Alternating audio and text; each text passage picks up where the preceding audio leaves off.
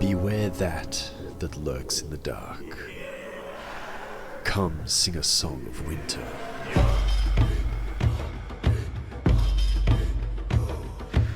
Rhyme of the Frost Maiden.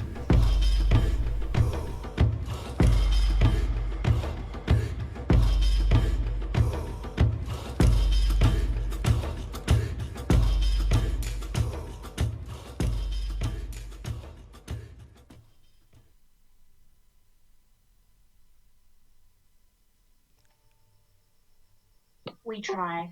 We do try. Sadly, do not have a whip for this character, so... Aww.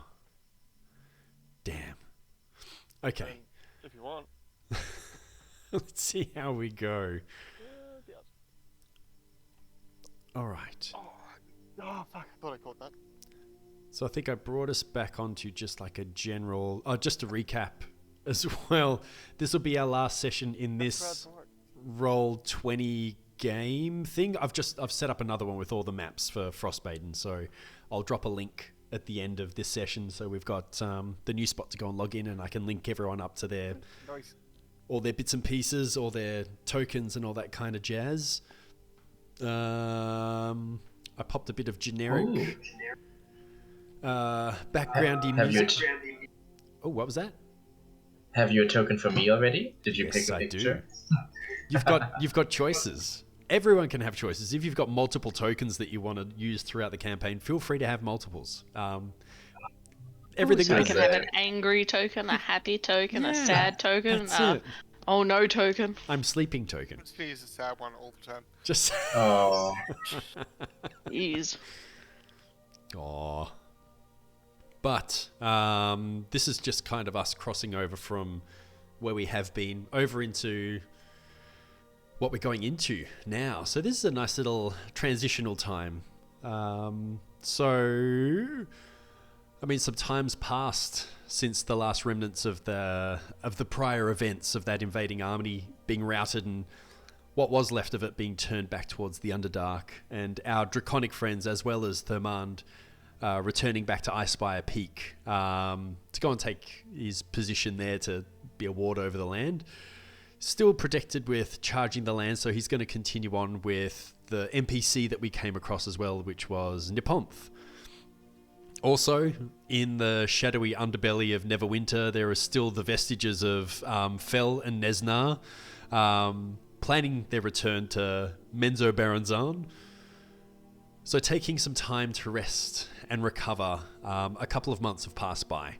Hence why you've now got the opportunity to go ahead and become proficient in something that you've been doing in your downtime. So learning a new skill, whether that's a language or learning to be sneaky and pick pockets, completely up to you guys. Or learning a proficiency in a particular tool set, then absolutely.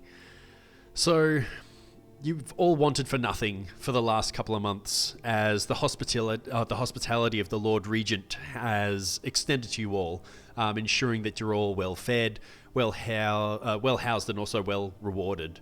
You've been spending your days basically in leisure, taking some time to take it easy, but still occasionally keeping in touch with your former party members until one day at the residence that you are keeping comfortable in, you receive a very formal letter. The parchment was sealed with the crest of Lord Neverember, and the writing is very beautifully calligraphed and read as followed. To our dearest friend of Neverwinter, you are cordially invited to attend an honorary gala ball to celebrate our city's recent victory. In a 10-day, the festivities will be held in the main hall of Castle Neverwinter at sundown. In the morrow, a trusted tailor will attend to you and fit you with appropriate formal wear. Yours faithfully, Daggelt Neverember. So also during your downtime, you've also now managed to get your hands on some formal wear built to specification to you, however you would like. So think of that for the next couple of seconds before the next section comes up.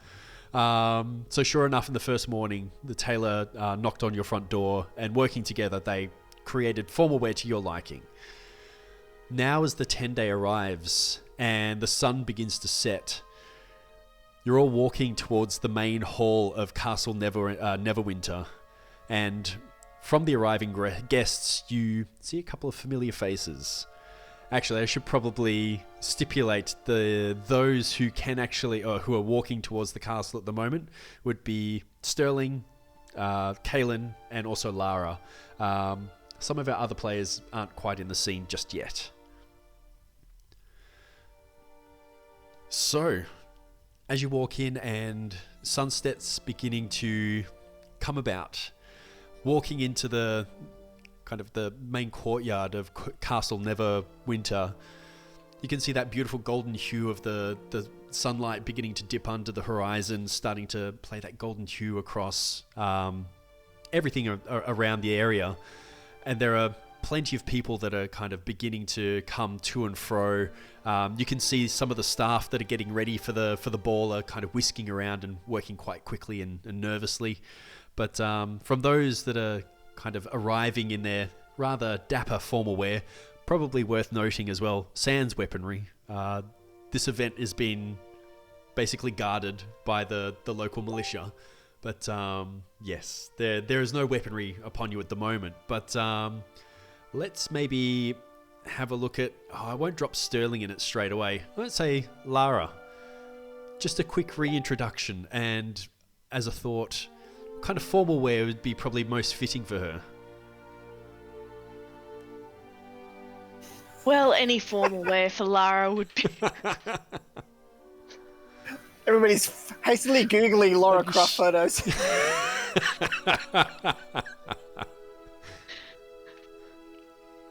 Lara Croft in a nightgown. Hot.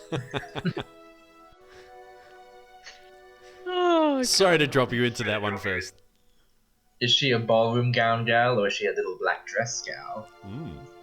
Good question. These are the She is important Angelina. questions. She's Jolie, black dress with a slit Nice.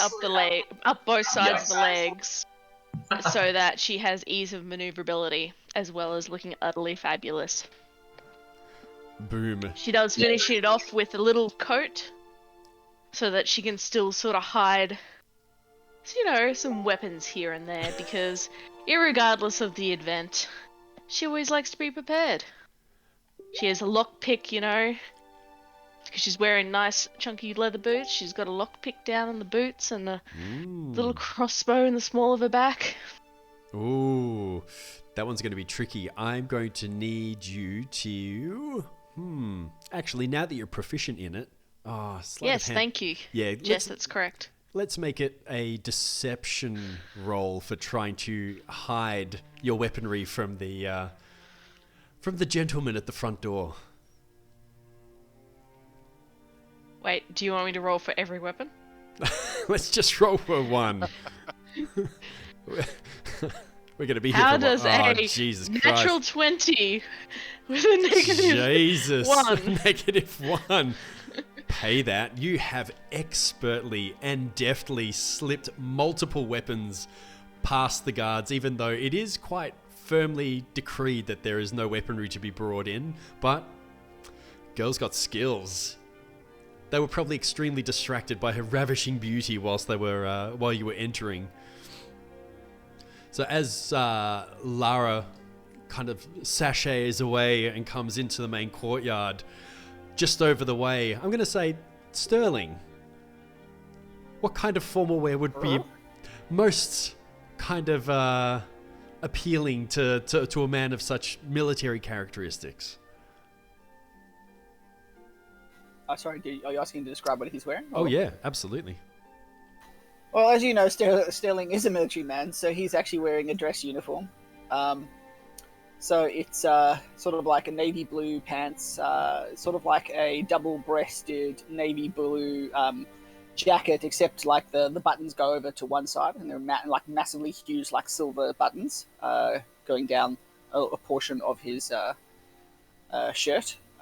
So more over, like going over the heart. So I don't know. I'm assuming some sort of medals or dress, thing on the right and on the left hand side. I'm guessing. Absolutely, yeah. There would be a couple of honors that would have been bestowed since the last series of events. That's for sure. And whatever rank warrant officer has sort of on his epaulets. But he also has, when he first arrived, he's sort of wearing like also a double-breasted black trench coat, like black leather trench coat, almost like World War II style. Nice, very kind of storm cloak kind of style. I almost would say German army, I'm guessing. But, that's sort of like that. And then, I mean, he'll take that off, but that's sort of like what he wears. Plus, I was going to say beret, but no one likes beret. Sort of like a dress cap that he'll carry around. Yeah. And then, again, like a sort of a white belt around his shirt, along with, like a silver buckle. Those sort of, that sort of military style dress. Very formal. And is he packing? Wait, is he carrying weapons? He's back in heat. So, He's like packing when he something. So when he arrives, like he definitely arrives armed, but like overtly armed, and then he'll just hand over a bunch of stuff. But it's like it's like he pulls out like 10 items to hang, for the doorman. Yep. So he's trusting in the faith of the forces that are there. So he's not carrying on him, but his weapons are close by. Well, I just don't see him being able to like hide a hand crossbow on his person. That's just a little big. Like not without a natural 20. Will Lara manage it? Yeah, but the way I imagine Laura doing it is that like she was like like flashing boobs or something, whilst the person carrying the flowers with the hand crossbow embedded in it walked past. Yeah, fair. That she dumped it on, sort of thing. No, And it's then, more, it's like strapped to my back and I'm wearing a jacket, so the jacket sort of just comes slightly below my butt, manages to cover it because it's like a bit loose fitting. Yep. Inventive. I definitely don't have the butt features for that, so Oh, not everyone has the butt. just trying to think what to do. Like, I mean, like, yeah, look, I guess I'll have to find, if something goes wrong, I'll just have to find weapons around. Like, I don't know, I'll look at where they put the weapons locked up, where they keep them to be, so if I should need to grab them, I don't know. Sure. But yeah, he's not going to, he thought about it, but he's not, like, I'd like to do the scene, where from, like, Now You See It, where he sort of, like, flips it around various parts of his body using sleight of hand, but he'll just leave it. That's fine. Nice. He trusts in his fellow comrades around him as well. So we'll say for the moment his weapons are stashed just in the barracks. So good friends keeping a good eye on those that are quite well treasured to him. I'm trying to think, though, would he be carrying... So he doesn't carry, like, a ceremonial sword, though, does he? Or he would, but he wouldn't be bringing it, I'm assuming. I would say that a ceremonial sword wouldn't be out of place for the guests that are arriving. It is very kind of high class, so there are some military personnel here. So look, a ceremonial sword would definitely be not out of the question. All right, so you're carrying a ceremonial, I don't know, rapier, I'm guessing, something like that, or a scimitar. Yeah, I haven't thought about it, but yeah. More formal than functional, I guess. Yeah. Beautifully polished, very parade ready. Yep, that sort of thing. So there you go. Beautiful. That's Sterling. So Sterling kind of standing in the courtyard and seeing Lara kind of walking towards him. It's been a couple of months, but you'll also see kind of coming in from the side as well is Kaylin. So if I could get a quick introduction for you and your formal wear. Okay. There has been some noticeable changes to Kaylin over the last couple of months. Her haircut has been cut down to about her shoulders, and it's kind of like braided on one side. She's wearing, currently, as she's coming in the door, she's taking off a hooded cloak and passing it over, and she's got a two-piece dress on, spaghetti strap sheer along the top. It's got the skirt goes to the floor and has a bit of a slip down the side. The funny part is, though, she's not wearing heels or anything. She's wearing her favorite combat boots, which you can just see as she's walking. Probably the biggest note for this part is because the guys have actually never seen her without sleeves. Is down her left arm. There's now what looks like swirling black smoke, but it's tattooed on her skin. That's really pretty. That's cool. What does she have tattooed? So it's her arm. It looks like swirling black smoke, but it's tattooed into her skin. And on the right side of her neck, whenever she turns her head, and you can, and with her hair being braided on that side, it's a bit easy to see. She also has a black feather tattooed onto her neck. Pretty hot. Very much so. Awesome. Okay. Just the question was, did we work out whether or not Raven's wing kind of shrunk down or not when not in use, or? We'll just say you're unarmed for the time being. I don't think it's going to be too much of an issue, but we can probably figure that out. Look, if something does hit the fan, then I'll roll for it. See what happens. I was going to say, she definitely has her daggers strapped like along her legs underneath the skirt where it can't be seen, but it's more she doesn't know whether she has her bow. If she's bringing daggers in, give me a quick deception roll just to see if you manage to get past the eagle eye of, oh yeah, you're fine. You pretty much could have brought in an entire treasure trove filled with weaponry. That's absolutely fine. Canon. Nice. So as the three of you walk and meet up in the courtyard, it's been a little while, so look, I'll give you guys a second just to quickly reintroduce to each other. And I don't know, are you guys going to greet each other, or is there bad blood in there to basically do the look past and just keep walking? Kaylin literally just walks up and wraps her arms around Sterling and just hugs him really tight. Cool. He appreciates that and then steals one of her daggers. No. Ew. No, that's fine. Nice to see you too. It's been a little while. Been keeping out of trouble. Nice haircut. Thank you. I've been not noticed in trouble, if that helps. Do you notice that Laura's like walking straighter than usual? Like her back's not usually that straight. Are you sure? It could be just whenever were travelling before, she seemed hunched over from all the weapons she had on her. Oh, that would make sense.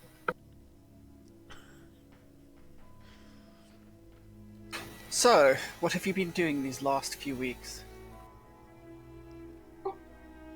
Praying? Praying. Okay. Yes, praying. Not much, really, just haircut, went and prayed, toddled around and did bits and pieces. Not much, just enjoyed some downtime. Oh, sounds good. What about you? Various ceremonies to take part in, a little bit of refresher training, re-qualifying for a number of things that I have to do as part of my formal position, if you like. Just outfitting my new weapons. Nice. Has Lara walked up to us yet?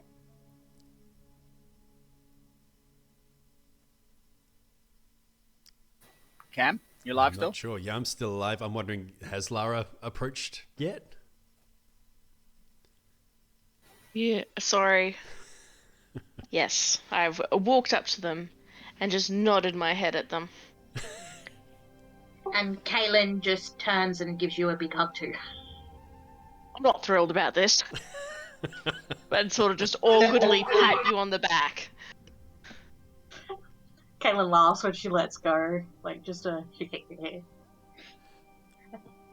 hair. It is good to see yous again. It has been a while. What have you been up to? Oh, I can't say too much. I've been reading somewhat, learning more about this area. Sadly, our travels meant that I couldn't get as much reading done as I used to, so I made sure to get some in this time. What about yourself? as I just said to Sterling, I got a haircut, and I've been praying and avoiding sight when I get into trouble. So basically, not situation normal. Well, pretty much. So whilst you're spending a quick amount of time getting to reacquaint with each other, you notice a gentleman whilst you are talking. He's dressed very, very formally in the colours of Neverwinter. Kind of comes over and very kind of apologetically leans in. So, ladies, gentlemen, I do apologise. I'm Helio. I'm the event coordinator for this evening. Would you like to follow me inside and I will announce your arrival? I should probably check as well. How would you like me to announce each of you? And he motions over towards Sterling first. Sir, Sterling of Neverwinter, I take it? Could I ask, who are we being addressed to, so I know how to tailor the title that I suggest? Oh, it will be to the entire group, including the Lord Regent as well. Well then, and he sort of like whispers this to him, because he hasn't really told anybody his first name, so he goes, I don't know, maybe I should go to a different channel. No, it's alright. He's going to just keep blare it out in a second anyway. Yeah. Alright, so it's Warrant Officer First Class Jonathan Sterling. And, what? What's wrong with that? Absolutely nothing. I was expecting something like a Wilhelm or something ridiculous. Wilhelm? No, he's, what do you Or call Maxwell. it? Maxwell Sterling. Oh, are you going with, like, Robotech? I don't understand that reference. You don't know what Robotech is? Oh. No, and I have a family member named Maxwell. Fair enough. Alright, so, yes. Warrant Officer First Class Jonathan Sterling, and, I don't know. Like, Hero of Neverwinter seems too much, so, I don't know. No, that's still too much. Just say, member of the, no. I don't know, that's probably It's okay. about it. I'll keep it formal. Warrant Officer, First Class, Jonathan Sterling of Neverwinter. Easy done. Yeah, but, I don't know, like, usually you'd say you're sort of your, like your unit, but I actually haven't thought about it that far, so... Insert name of unit here. Something commandos. I don't know. No, got it. Perfect. And he What's it? Sterling's Roughnecks. No. Sterling's Roughnecks. Replaced Rico. The Irregulars. I don't know. Yeah. Some sort of unit name, which Wayne has not thought of, but he will now have to think of something. That's all right. Neverwinter. A-team. I've got about Neverwinter Space Force. How's that sound? Oh dear. You'll keep it open-ended. That sounds a very, very different title there. Space Force. Do you create space, as in remove people from around you, or do something so abhorrent that people give you space? All of the above. How about Neverwinter's Mechanic? How's that sound? No.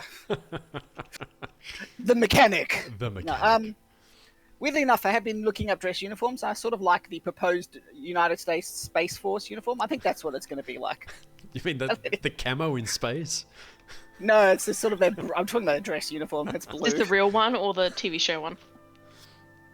Oh, the I real think one. it's real. I think it looks real. It looks pretty cool. Anywho, there you go. Insert name of unit, but he can't think of one right now. That's all right. He'll turn to Lara next, and Lady Croft, I take it? You are correct. It is Lady Croft. Any other embellishments you'd like me to add, or...? No, if one does not know my name from that, then they don't need any further information. Lady Croft it is. And, you'll have to forgive me, but Lady Nalo of Rukor, I take it?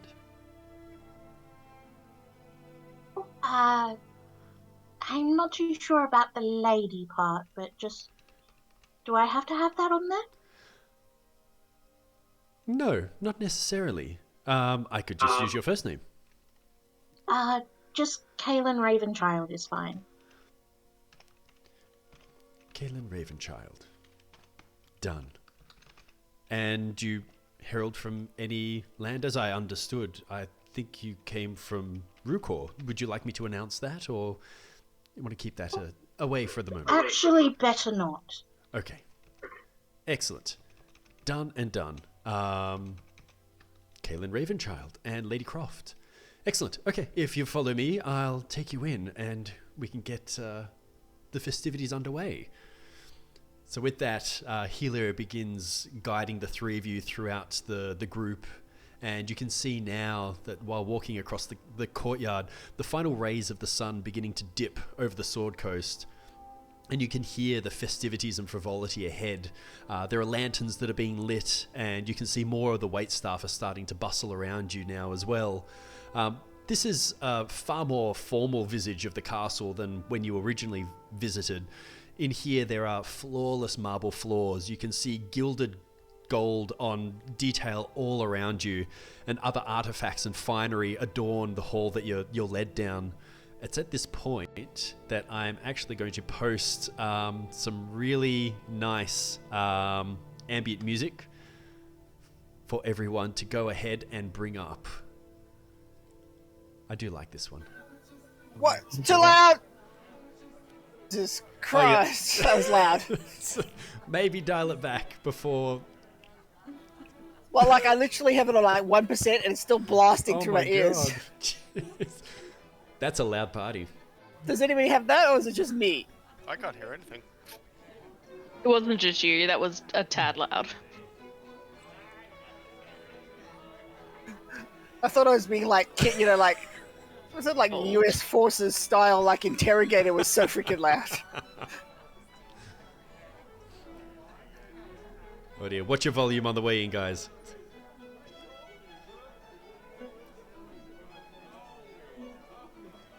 All right. So as that's coming up, the sounds of music and chatter of the partygoers increases as you enter into the grand ballroom. A vaulted high ceiling towers up to beautiful stained glass windows, and a bevy of well-to-dos and Neverwinter socialites populate the space. You can see beautiful rich lavender carpets underfoot, and they give way to more marble flooring that seems to move almost like a lulled sea. It's checkered black and white marble define what is the dance floor, and above you can see candelabras that are holding a dazzling number of candles, with the occasional globes of dancing light wafting through the air, and the twinkle of the lights just making these two massive gilded golden angels at the rear of the room glint with hundreds of tiny golden refractions of this gold-hued light. I'm just going to flick us over to a map as well.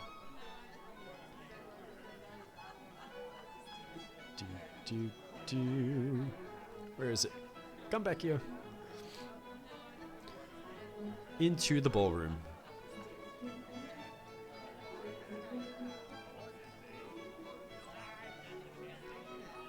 I'll give that a second to load up. Is that a... Nope, that's not a bird. That's not a bird.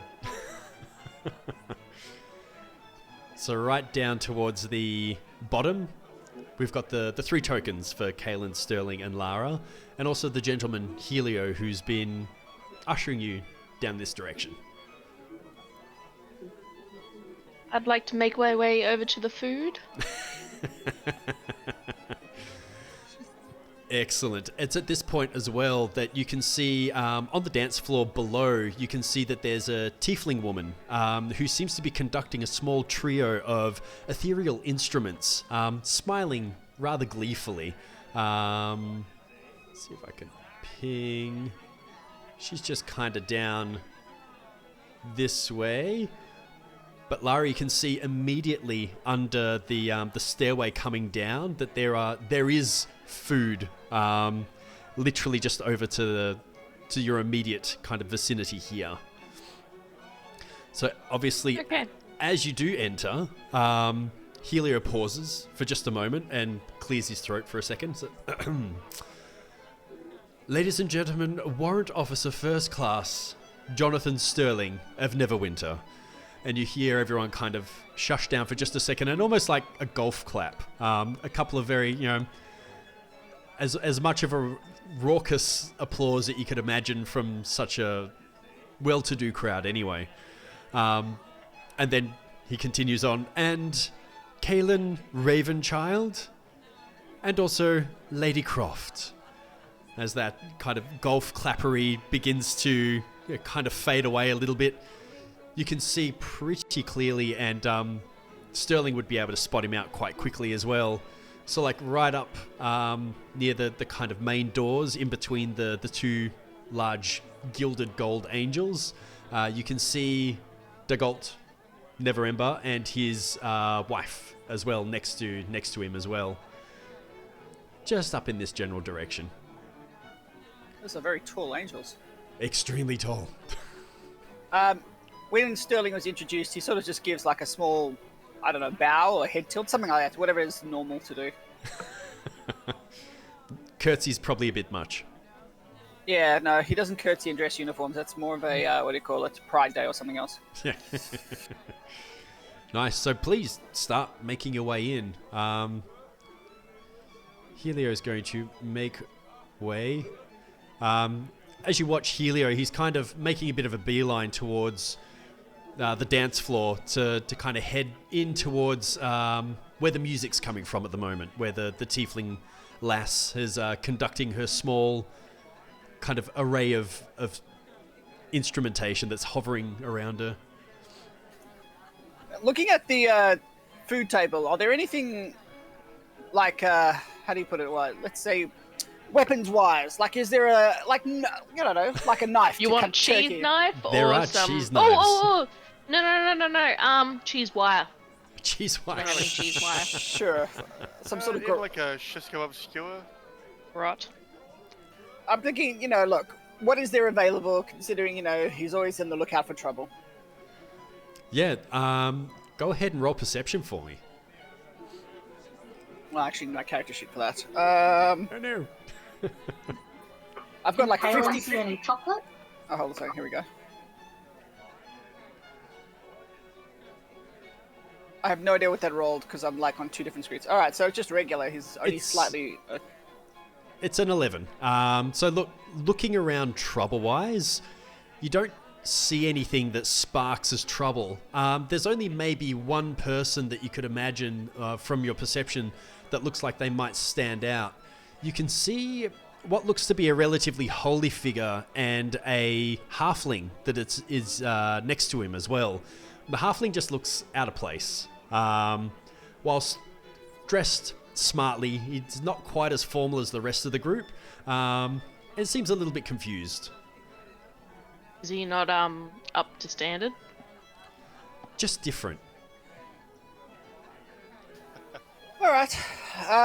Were we just out of interest? Were we expected to do anything particular? Or are we supposed to go and address the Lord? Are we supposed to pay our respects? What is the normal etiquette here? Give me a history roll.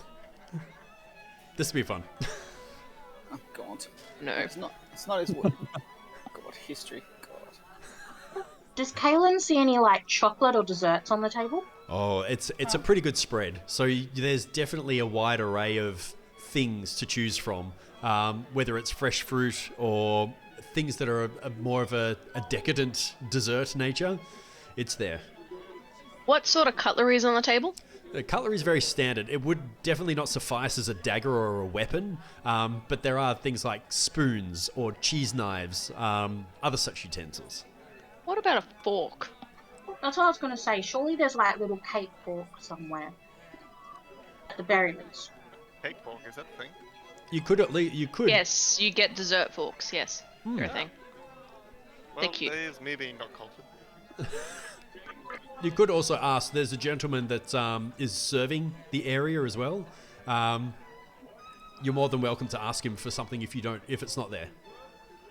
I'll grab like a plate and put a couple little cakes on it, and I'll just walk up and say, "Excuse me, is there any kind of little fork to eat these with? I'm not too confident about eating with my fingers." Oh, of course. You see him kind of open the lapel of his jacket, and he produces a dessert spoon and dessert fork over to you pretty promptly as well. Thank you. And then I'll just like put them on the side of my plate, and then as soon as my back's turned to him, just start eating the cakes with my fingers. I would like to grab some cheese and fruits, and I'll ask him for like a knife. So I'm assuming like there'll be apples there, so like a knife to cut my apple a bit better with, as well as a fork for the cheese. I'm gonna roll for this. I want to see what happens. Roll what? I'll walk back to Sterling and hand him the fork that I got given. Okay, thank you. He will sleight of hand it somewhere. So the gentleman that's tending to the buffet, he kind of looks at Lara and looks at the apple. You could bite it? And you see him just quickly and rather nervously grab hold of one of the cheese knives and yank it out of the cheese and start trying to apply pressure to cut one of the apples in half, which fails miserably. It literally sends a couple of plates clattering and a couple of the people around you getting a bit of attention and kind of looking over and like, oh, what the hell is going on there? But they quickly go back to... And I put my hand just over his and be like, no need. If need be, I guess I will have to bite it. And just like place his hand down and take out the knife at the same time. He very nervously just kind of grins and nods and kind of tries to melt into the background as much as possible. Also, now I have a cheese knife and a dessert fork. Oh, look out. She's deadly. Good. My collection. Nice. And for Sterling's roll... and a plate. Oh, for clarification. Oh, yeah. What material are the plates made out of? Are they china ceramic. or are they metal? No, they're definitely ceramic, so china. They're, yeah. Very fancy. Alrighties. Very fancy. I have a china plate. I don't know where this is going, but I'm scared and I like it. With Sterling's... I'm sure Kaylin could do something with a spoon. Sterling's history roll, it's a good roll, 14. So look, you do know that usually in these kind of affairs, look, there are a few kind of well-to-dos here. It usually is a good call to go and actually talk to the Lord Regent and go and say hi and all that kind of stuff. But yeah, this is a more of a festivity, an occasion to be enjoyed. So whilst paying respects and saying hello to de Gault is definitely a good idea, the idea is basically to enjoy the surrounds. Well, Sterling will then go and make his way towards Lord Neverwinter and, pay his respects and all that. And then if there's any senior military officers, he will go do that next. And then afterwards, he'll decide if there's anything interesting or, if there's any people that he might know, any nobility that he should, patrons, anything like that. He'll make the rounds. Perfect. Excellent. So a couple of them, I would say that you are able to recognize the gentleman that you were just near. So you know this to be... Well, what's my mouse doing? You know this to be Lord Neverember's son, Rainier. He's a lieutenant. You probably don't have to say hello to him just yet, but a couple of the other kind of crusty-looking people that are over in this direction are also of a military nature as well. But absolutely, look, you could definitely go and pay your respects to Lord Neverember first, if you wish. With my plate, I'm headed over towards the musicians. Nice. I am just going to... Because I'm assuming this area is looking down. Yeah, that's right. So it's just like a little drop into a dance floor. So yeah, so I'm just above here, sort of just looking down at musicians, actually enjoying myself, Sterling. He hasn't said a word. No, I just I'm looking at you out of the corner of my eye and just sort of whip around. Point my dessert fork at you and be like, do you mind? I'm confused. I'm making my way across this way. Is there an issue? I'm just always very suspicious and sort of just looking at you with the fork out accusingly. And I was going to invite you to dance on the dance floor, a la True Lies, but okay. Aww. Cute platonic dance. Aww. That would turn into Mr. and Mrs. Smith way too quickly. Yes, oh my god. Crossbows across the entire ballroom. So as I you're love that. making Kalen's your just way, shadowing Sterling oh, very the good. entire way. So as you're making your way, you do notice that Helio kind of starts beckoning everyone's attention and is like, ladies and gentlemen, the entertainment for this evening. It's at this point I'm going to ask Isaac to introduce his character. Oh, blimey. So am I by the piano? You Shouldn't are, I be? correct. Oh, so there is no stage, as it were. Well, think of the dance floor as your entire stage, if you wish. Or if you want to stage it, you can jump up where kind of the two rabbits are. It's kind of a bit of a stairway heading upwards towards De Gault or Lord Neverember. So feel free Not a to problem. perform wherever you'd like. The entire world is your stage. Quite right. She will sort of bow to the people in proximity, and with a puff of colorful smoke and then like just a few stray cards falling down from the air, like like leaves slowly, she will misty step to the center of the stage with another puff of smoke as she reappears with like some colorful sparkles from prestidigitation, and she takes a deep and dramatic bow to the high lords in attendance. Excellent. At this point, everyone's eyes are definitely front and center with the woman in red that has taken the middle of the floor in such a dramatic fashion. Yes, she has swapped her sort of red, white, and black clothing for a black and red dress with, a thigh slit, spiraling patterns of red and black, and on one arm is a long evening glove, red with, faux onyxes, and the other one is black with faux rubies. And when she comes up from her bow, she whips out a wand from, out of a glove and taps her throat, casting thaumaturgy. And then her voice, triples in volume. And she goes, ladies and gentlemen, heroes of Neverwinter, thank you so much. I hope that my humble illusions will please you. I am the magicianess. Excellent. And then she'll point her wand up high and fire off a mote into the air, and she goes, but I am not alone. Please also welcome my gorgeous lady friends, the bard Roxy, and my companion and assistant, Weiss. And then she casts like a colorful fog cloud that just blankets the whole room. It's like colorful scented cotton candy, like pink and purple sort of mist. Because fog cloud is like 20-foot radius, and it Nice. goes higher for like a second level fog cloud will just blanket the place in candy scented fog. Beautiful. Yum. It's at this point as well that the young tiefling girl who's been conducting the kind of ethereal instruments, the instruments begin to kind of populate more and more and more, and this kind of raucous, almost cinematic soundtrack just seems to kind of start backing the magicianess in what she's doing as well, and she kind of makes her way as daintily as possible and as dramatically as possible, coming through the fog cloud to be closer at hand.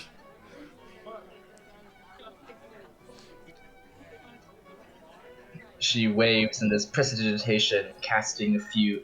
Prestidigitation creates a few ghostly notes, and minor illusion creates like some subtle, like illusory tones. But that is sort of like the cue for Roxy to begin their pre-planned orchestral, performance. And so, giving the cue to her bar to strike up their tune. Excellent. So she does so. She just kind of really hammers on the theatrics in conjunction as well. At this point, as you begin your show, I'm going to get you to roll for performance, but roll with advantage because you've got a heck of a lot of help along with you on this as well. Okay, let's see. Do. Oh, 19. Oh. I'm gonna change my sleight of hand to performance because I feel like performance. So that would be a +7. So that's a 26. Oh, huge, huge. So the entire crowd is definitely enraptured. The combination of the sight and sound, all of it coming together, everyone is well and truly focused front and center on the Magicianess and are very impressed. In the group as well, there's a couple of archmages that look pretty surprised at what she's doing. Yeah. Coming from a family of magicians, Daddy would teach me card tricks around the campfire as our caravan crunched over the snow. Except he told me to call them illusions, because tricks are not what polite young magicianesses turn. And then she will drop the fog cloud, and it just sort of like collapses to the ground, and some powder, and instead from her wand shoots out like a little snowflake, but it explodes sort of 20 feet in the air. She transmutes a fireball, and she sculpts it with her evocation feature, and so it just falls down as like candy colored and tasty little like snowflake candies. Like they're flavored and colored with precipitation, so they're not really candy, but it's still like a fireball converted to a blizzard, and it just Wow. rains down on everyone. It's awesome. You can see everyone well and truly impressed with the feat, and some of the guests, reaching up and actually tasting and kind of commenting to other. You should try it. You have to actually eat it. I don't know if it's magic. I don't know if it's cursed, but eat it. It's amazing. Maybe some of the more kind of well-oiled or slightly drunker guests in the group as well start freaking out a little bit, but it's all to good humor. Kaylin's just like giggling and bouncing in her spot, like clapping, watching from up on the balcony bit from behind the bunny. Sterling will, if it seems like an appropriate break, will then go and pay his respects to Lord Neverwinter and Lord Neverwinter's companion or partner, wife, whatever it is. Absolutely. So while the entertainment is in full swing, absolutely, as you get closer to Degault, he nods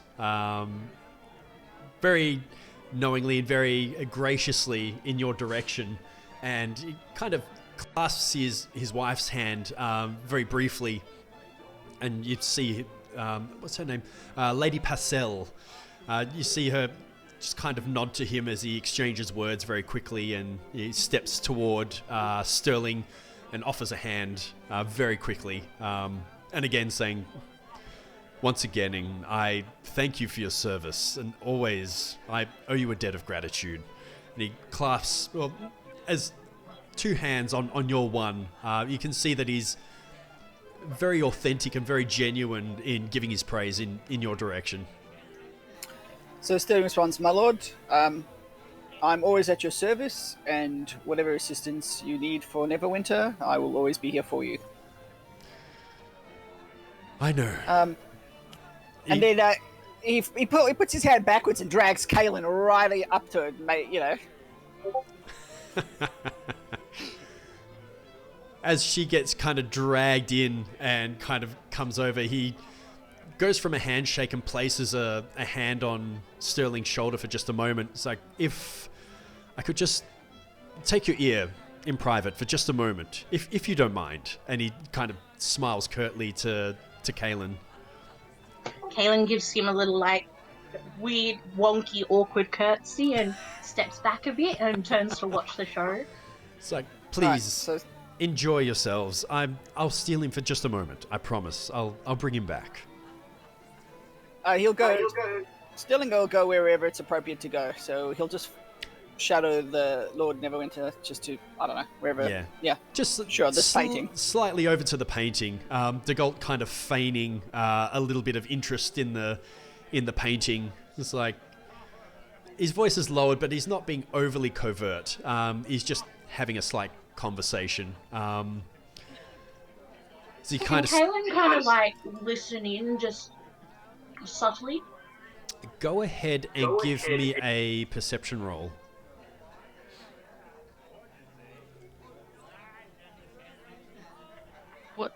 Not bad. Not bad. Okay, so you can make out bits and pieces of it. Cool.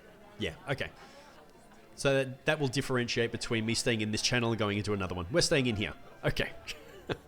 So, as de Gault is looking up, he speaks very colloquially, very openly with Sterling. Sterling, I know I've asked a lot of you, and you've done so much for us already. But there is something else that has cropped up. And look, if it wasn't important to me and my family, I wouldn't be bothering you with this. As you understand, the lands to the north have recently been plagued with an unending night. As we understand, it's some sort of machination of magic, and it's thought to be the doing of Oriel, a vengeful god of winter. Now, why such a thing has transpired, that's what I'm asking you to perhaps do for me. My wife, Pasel, she was a noble from Bryn Shander, hence why she has a vested interest in seeing whatever has transpired to be rectified. So many of the guilds and merchants that exist between the two of us, between us and the North, wish to continue trading with the North, but truly it is my wife that I ask you to do this for. Her family is still nobility that reside within Bryn Shander, and they also have asked for my help, and I fear that we have no ability to divert any of our resources or forces to bolster the North, so I'm asking you, Sterling, to head north and assess the situation for me. Sterling like feigns interest in the painting as well, and then says, "My lord, I'm at your command. You tell me when you would like me to leave, and I will be gone as soon as I am appropriately equipped up." You can see a smile creep across his face, and he just nods. I trust in your judgment, and while you will act on my authority, I'm going to ask you to remain clandestine on this one. I title you, well, I name you as a Grey Cloak of Neverwinter. You're one of the people that keep our fair city in good stead, and I also would like to bestow the ability for you to call on the agents of the Harpers. I've already sent some of them ahead to start reconnaissance, so please feel free to use them at your will. But please do so in secret. You see him reach into the inside of his very decorated jacket and pulls out a small signet ring. Very simple, very slight, no gems, very simple silver, and there's a design on there. He just kind of subtly, but not kind of keeping it an absolute secret, but he just places it in Sterling's hand, and then also pulls out a small scroll, which he also palms over towards Sterling as well. Yep. Sterling will take the items surreptitiously so that no one else can see them, and place them in pockets, one of his many, many pockets. Nice. Yeah. My lord, if you could make it known that, my companions and I will be heading south, just on some, a tour of the realm, we will, of course, move north. Sounds good. I hear Waterdeep is nice to visit this time of year. Yep. Trade delegation to Waterdeep. Sounds excellent, my lord. Yep. And we will, clandestinely or, we'll get some robes and we will head ourselves north. Perfect. And just to be sure, the scroll, don't open it just yet. Wait until you're settled in 10 towns somewhere. And above all else, I'm entrusting you with this mission, Sterling. Yep. Yes, my lord. As I said before, I'm here at your service. With that, he just kind of again just clasps Sterling on the shoulder and smiles. It's like, but tonight is for far greater festivities. Come, let's rejoin your friends. Thank you, my lord. And then Sterling, he'll bow down to, or he'll bow, or you will like that small bow to Neverwinter, and then the same to Neverwinter's wife. Nice. And she smiles and curtsies. The look on her face, it definitely shows that she knows what the conversation was about, and she looks very grateful. Yep. All right, and then he will move to Kaelin and go, "What do you see, Kaelin? Anything look suspicious?" I see snow. To be honest, I wasn't focused on the party. Kaylin says and kind of looks down and like looks away shyly. Oh, fair enough. But, you know, these sort of things always go pear-shaped at some point. Probably best to keep an eye out, see who doesn't look in place here, who could be trouble, where you can find a weapon, that sort of thing. While this is happening, Yes. and I'm standing there eating my cheese and watching the show, do I notice anything out of sorts? Ooh. Out of sorts. Like, people acting suspiciously, you know, Sure. worse than me. Excellent. Roll me perception. Oh, Okay. You can see that same halfling is in conversation with what looks like to be some sort of holy person of some description. He's definitely wearing vestments that would kind of look very priestly in orientation. And you can see that they're in some sort of discussion. The halfling kind of throwing his hands up, and the holy figure kind of also with his hands up as well, kind of, I don't know. And you can hear little bits and pieces coming from the halfling saying, but I just don't understand. I don't remember anything. It's probably at this point that I might get... I might get Matt to introduce his character. Is he here? If he's here. It's AFK.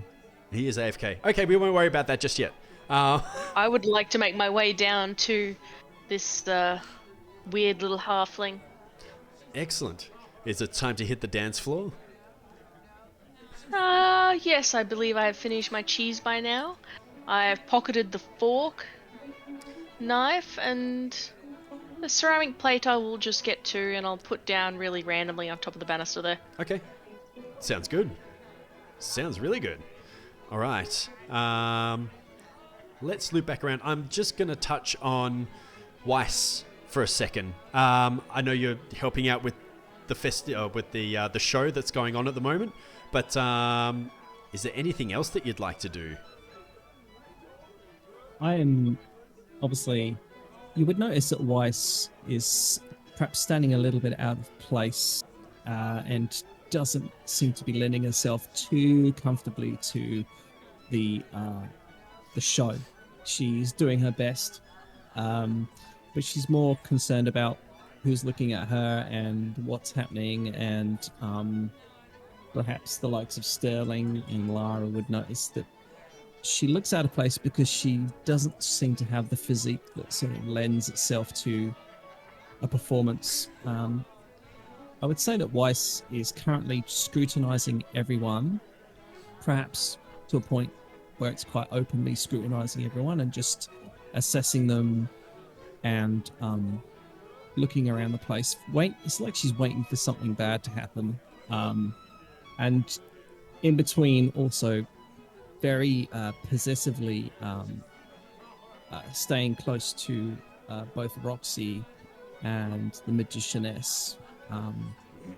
It would seem to those with a similar background that she's some kind of security detail is probably the closest you could put it to, but she is involved in helping the Magicianess.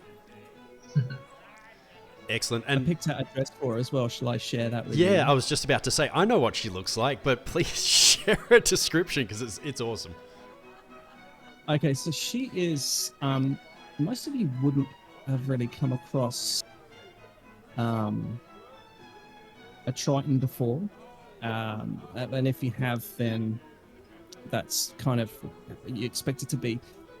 The things that stand out to her is that she has the facial markings, or at least tattoos, of a Goliath, although she appears to be a lot smaller in stature. Every now and again, anyone that's paying attention to her would notice that she sort of adjusts her stance to show like eloquence, and she seems to just all too comfortably drop into a more sort of militaristic kind of a stance. She has a blue tinge to her skin and white, light blue hair. Let's see, let me get the dress first of all. This is the fun part, isn't it? Let's just copy this image. So she's wearing a dress, I imagine, to be much like this one.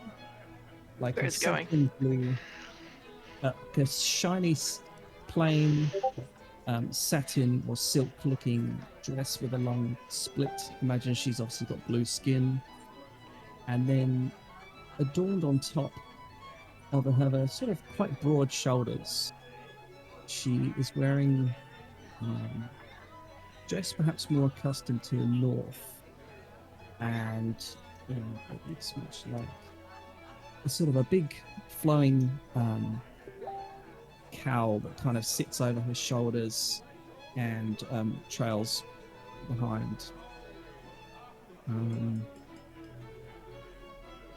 Yeah, she sounds fairly tall, but like I say, not as tall as a Goliath or anything like that. And yeah, that's her sort of.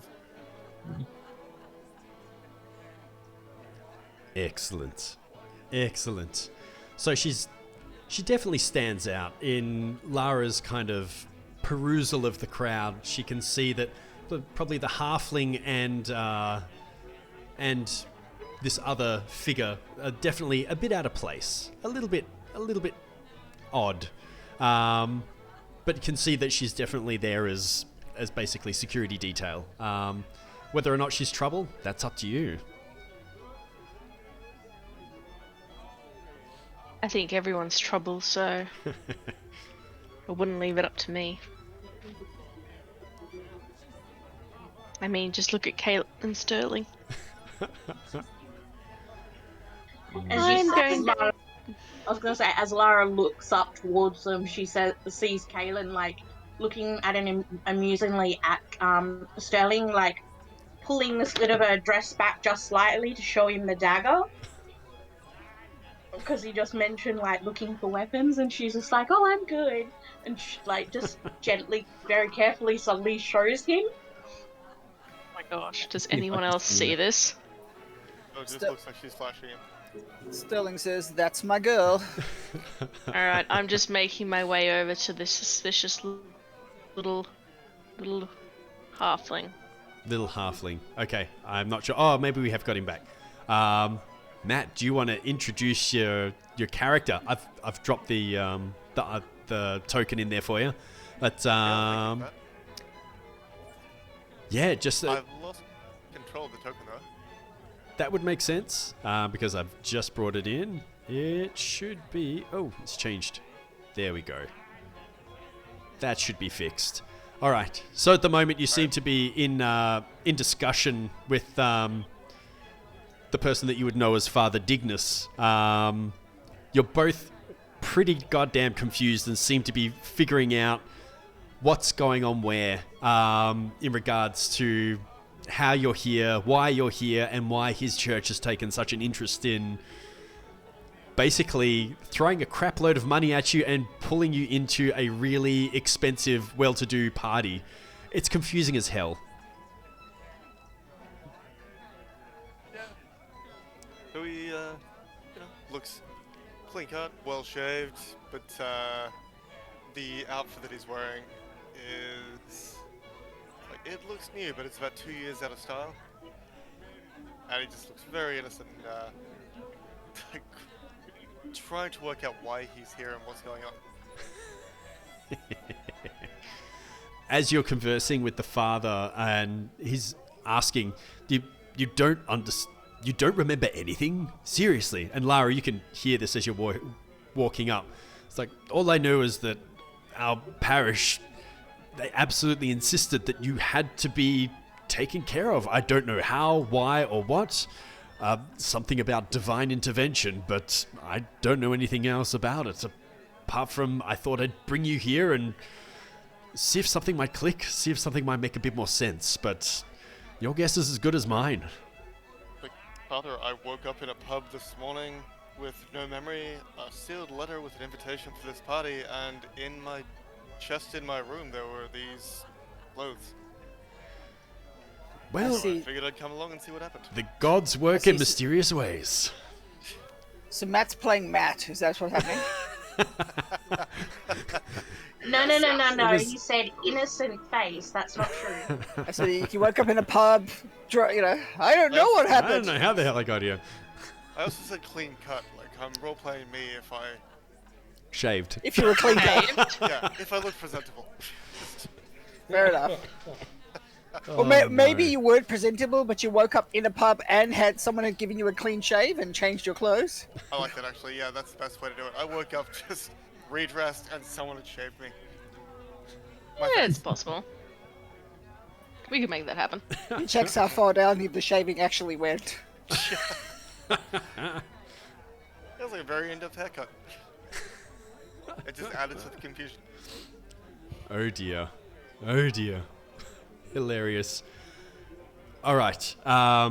Lara, if you can hear this conversation going on, do you want to interject, or are you just going to sit back and try and gather a bit more on this? I'm just going to sort of sit back and gather a bit more information. You do note, as a bit of a distraction, right near you is one of the wait staff. She does have more cheese. I will slightly. I have no plate, so unless she has any more things, I'm just gonna like creep on up to her and say, "May I have some cheese?" and sort of just discreetly just take some off the plate.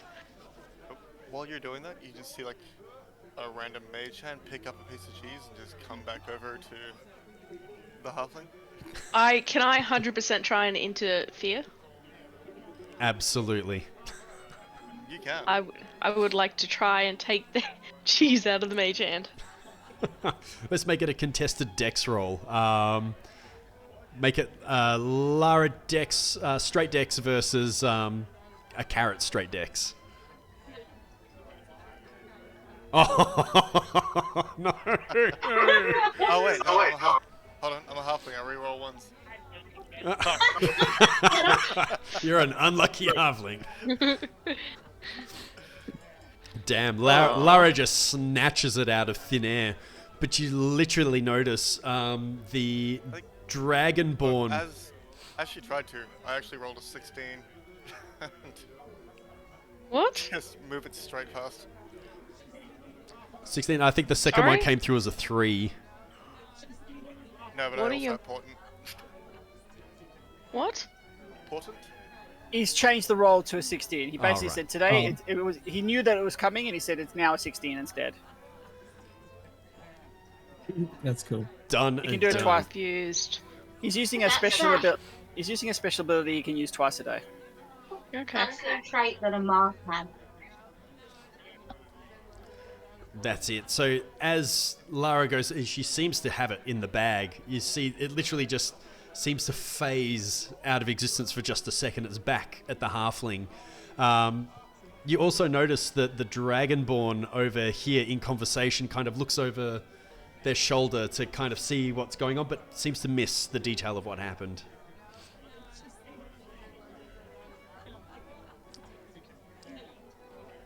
I keep eating my cheese. Anything else? Keep eating the cheese. Oh, Why not? I keep eating that cheese that Lara wanted. And carrying on the conversation. Nice. I'm just going to check back in with the magicianess for a sec. So while she's going through her performance and dazzling the crowd with various numbers of different kind of sensory input, do you want to kind of bring the performance to an end and start mingling, or what would you like to do? Ah, that is a good question. How long have I been performing, and how does have I secured like a good name for myself? Oh, Do I feel definitely. confident? Yeah, the Oh, good. performance roll was pretty epic. It was like 20 plus, I'm pretty sure. 26, I think it was. So you've definitely secured a hell of a name for yourself. Everyone's asking, who's that girl? Who is that girl? She will, she will dismiss the sort of fluttering origami card doves that she's conjured, flying around her, and all the different, sensory input illusions and such, and interspersed with little cute anecdotes of her life as a traveling magician. And she will bow once more and say, "And now, lords, ladies, and heroes of Neverwinter, my first time performing my newest and ultimate illusion." And she whips out like a deck of cards out of this other glove, this just deck of cards out of nowhere, and starts springing cards from one hand to the other. It's at this point you definitely see Weiss become much more animated and engrossed in the magicianess, and looks around like people are about to witness something really awesome. She starts clapping, and then has to dial down her clapping a little bit. The essence, the apex of cardistry is the acme of skill. Lying in the cards is all the magic and mystery of fate and fortune, but in the hand that wields them is intention and practiced skill. I give to you the magicianess's final illusion of the night. And she sort of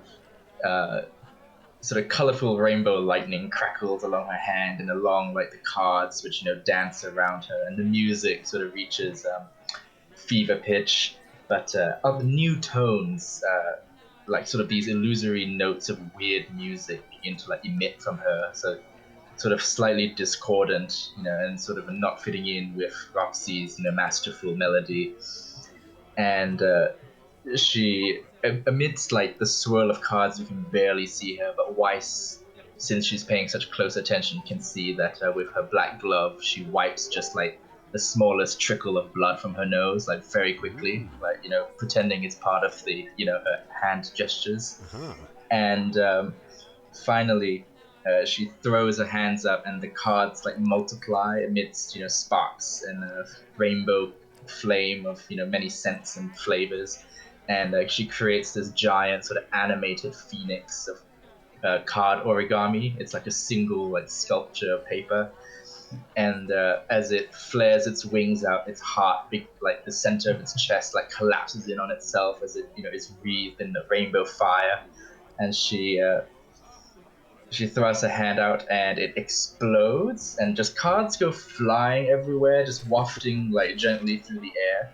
But as the fire explodes in like this like huge fireball or firework display, it's essentially like a colorful multi-sensory fireworks display, like sort of just around everybody. It's not in the air, but because of the evocation, it harmlessly like explodes all around people. Yeah. And where the fireworks sparkles strike, instead of setting fire to things, they just sort of like put illusory splotches of pastel color, or or they strike a drink and they change it to fluorescent green and make it taste of a different form of candy and stuff like that. So people get paint splotches illusorily cast upon them, and all sorts of things. Little bubbles of colorful mist appear and just pop over people, and it's all like harmless and good fun. But with that, she takes like a deep bow, and it brings the show to a conclusion. Amazing. And you note that absolutely everyone in the crowd surrounding is standing ovation. They're all absolutely enthused, especially those that are kind of magically inclined seem to be clapping a bit more fervently than the others, but everyone is absolutely blown away by the performance. Very nicely done. Very nicely done. Can I just say, after Sterling's warning, even though Kaylin was watching that whole performance, she is now, keeping an eye out throughout the entire party in case she sees anything funny or any strange movements. All right. It's at that point. Especially near the king and that. At that point that someone does approach Kaylin. Looks almost kind of half elven, very, very well dressed. Kind of the blue cape kind of draped over one shoulder, and seems to be very, very dignified. And under his long kind of dark hair, you do see the hint of a pointed ear, so probably a half elf. And he just kind of smiles at Kaylin and says, "My dear, care to dance?" And extends one hand out towards her, and kind of smiles towards the dance floor.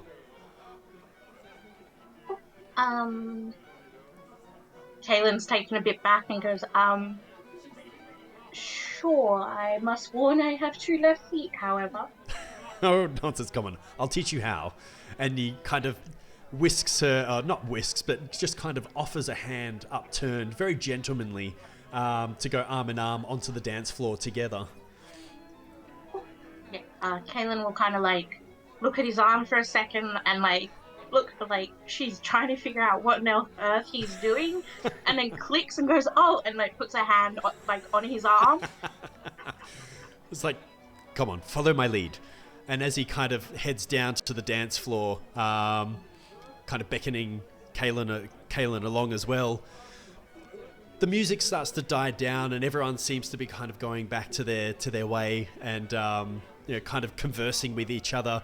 And he's kind of in the middle of the dance floor there with you, and he just very politely has one hand out and the other just kind of very gently and very modestly just up under the armpit, and starts dancing ever so slightly, and he's smiling, and as he's stepping side to side and trying to help Kaylin learn a very kind of gentle and easy waltz to go side by side, you note that the whole time he's just smiling and looking at you right in the eyes.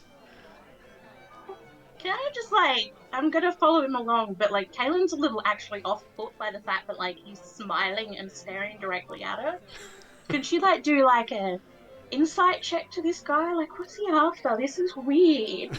So as he sees the perplexed look on your face, he says, well, if I didn't know any better, I'd say, Kaylin, I always knew that we were destined to meet again.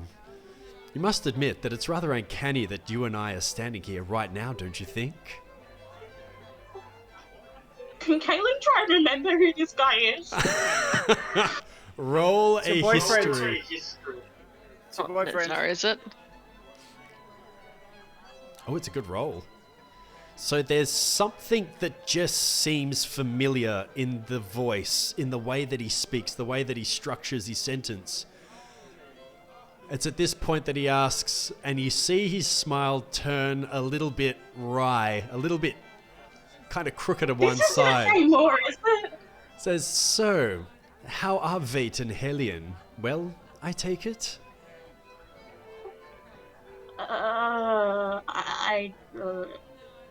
Kaylin like kind of just lets go and starts to back off a little.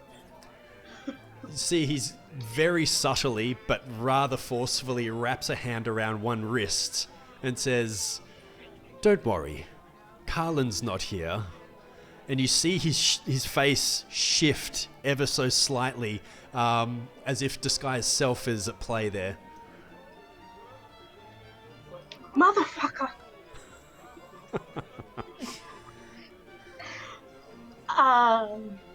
Kaylin starts like looking for Sterling, like, and like looking for Lara, like, oh. While she's beginning to look around, he says, it would be a shame if Thamor was to know that you were here. Now, what is it that you are doing here, Kaylin? I am a guest. A very respected guest. It's at this point that he's going to... It's a subtle change of his features, but as he does, he alters back to his normal face, and you know this to be someone by the name of Varys. Oh no. The leader of... Okay. Oh no. Like the spider, or I don't remember who Varys was. like Kaylin Gyarados? immediately gets very, very grossed out by the fact this creepy ass guy is here. She's actually visibly starting to panic. And is wildly looking around for help. So But not trying to cause a scene. So Varys, he starts to pull Kaylin a little bit closer to him and mentions, sorry, you know, things have changed since you left. We're now in a much better position. You should really think about coming back. I think I made myself very clear the last time we spoke. I am not ready in any way to be tied down. Oh, it'd hardly be tied down. You see, the whole world is going to be our oyster now. You should come back. It's exciting times.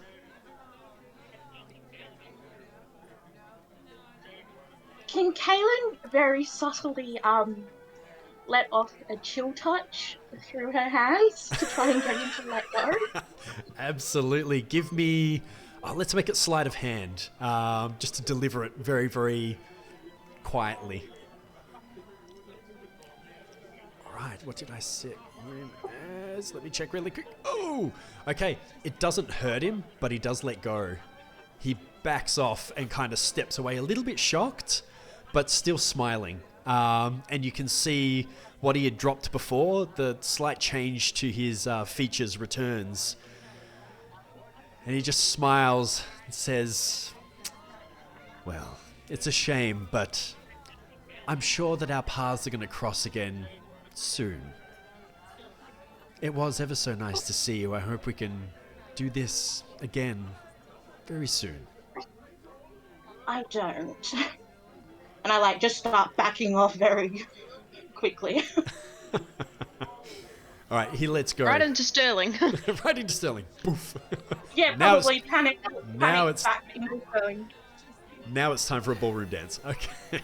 No, he backs Before- off. Before we do that, is it possible that Sterling could go up to this Varys and, put out his arm to shake his hand? Yeah, absolutely. So you see Varys kind of smile as Sterling approaches, and he kind of bows his head ever so slightly.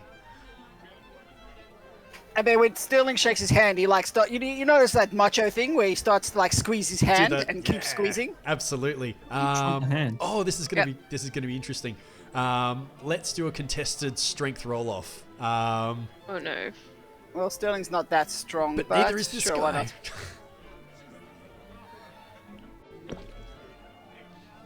Wow. Oh, that was not great. Oh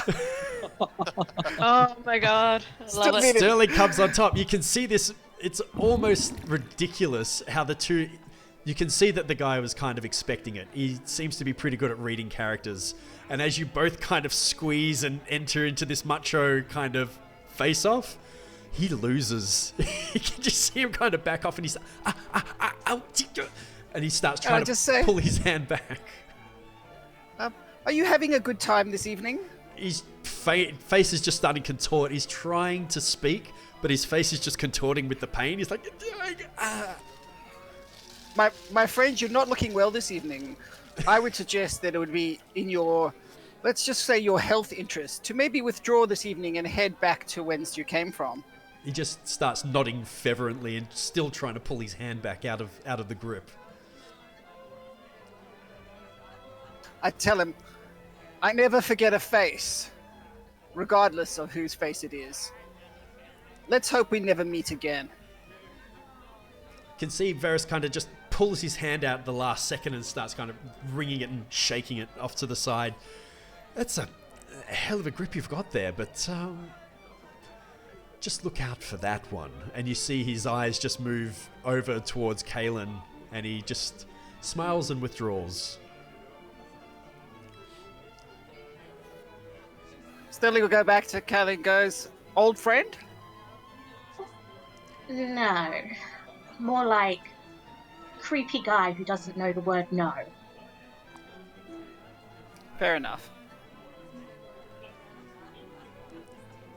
In the interim, you can see him starting to make his way kind of back into the crowd, and he seems to be heading towards the door. It seems it's definitely had an effect. He seems to have got the gist. That's so funny, an 8. I know, and a 7. Well, he is flat. He's flat for strength, so not his forte. After that revelation, Kaylin's definitely alert and looking around. Just everyone she's intently checking their faces. Who are you close to? Let's see that. What was that, sorry? I was going to say, is that something I would see? Nah. You would have seen the guy round past Roxy moving pretty rapidly and moving kind of into the crowd. Probably a little bit too hasty to make it circumstantial. Like, he looked like he was leaving in a bit of a hurry. I'm going to try and clock the face if I can. Not hit his face, but like clock his memorize. Commit to memory. Hello, party goal. Smack. As he's walking past, slap him straight across the cup. Yeah, so that's the one. Can identify him now. Yeah, the one with the big pink pig, that's the guy we want. Weiss, give me a quick perception roll just to see how well you can pick up that face. Okay, pretty good. Man. All right, noted. Where are we? Okay, with Kaelin kind of looking around, relatively skittish now and unsure, immediately around you, you can hear probably a very gruff conversation with a dwarf who seems to be speaking to an elf of some description, probably a high elf. They're not disagreeing with each other, but she seems to be speaking in what seems to be riddles, and the dwarf seems to be getting a little bit frustrated at that. More so up here, Dragonborn just seems to be minding their own business and also keeping a pretty close eye over what's going on. But you do notice that these two over here, although not overly dodgy, they seem to be paying a little bit of attention to the group now as well, to yourself and to Sterling. Which one, sorry? These two... Whoops, let me just ping them again. These two here. Or rather here. The ones near us. Big chunky guy and the lady. While all this has been going on, Yeah. have I noticed any of that? Or more specifically, have I noticed that Lara's creeping up on this conversation, just smashing down some cheese? Go ahead and roll me perception.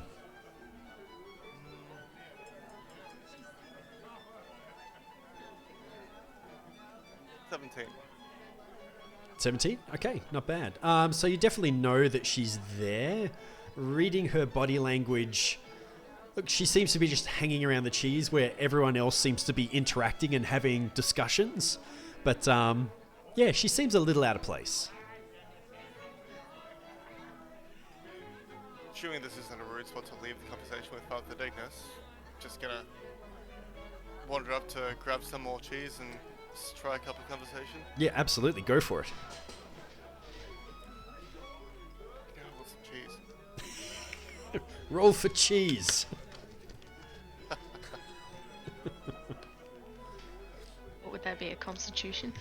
Oh, it depends on the cheese, I guess. I mean, if it's a blue, probably. Ooh. High DC.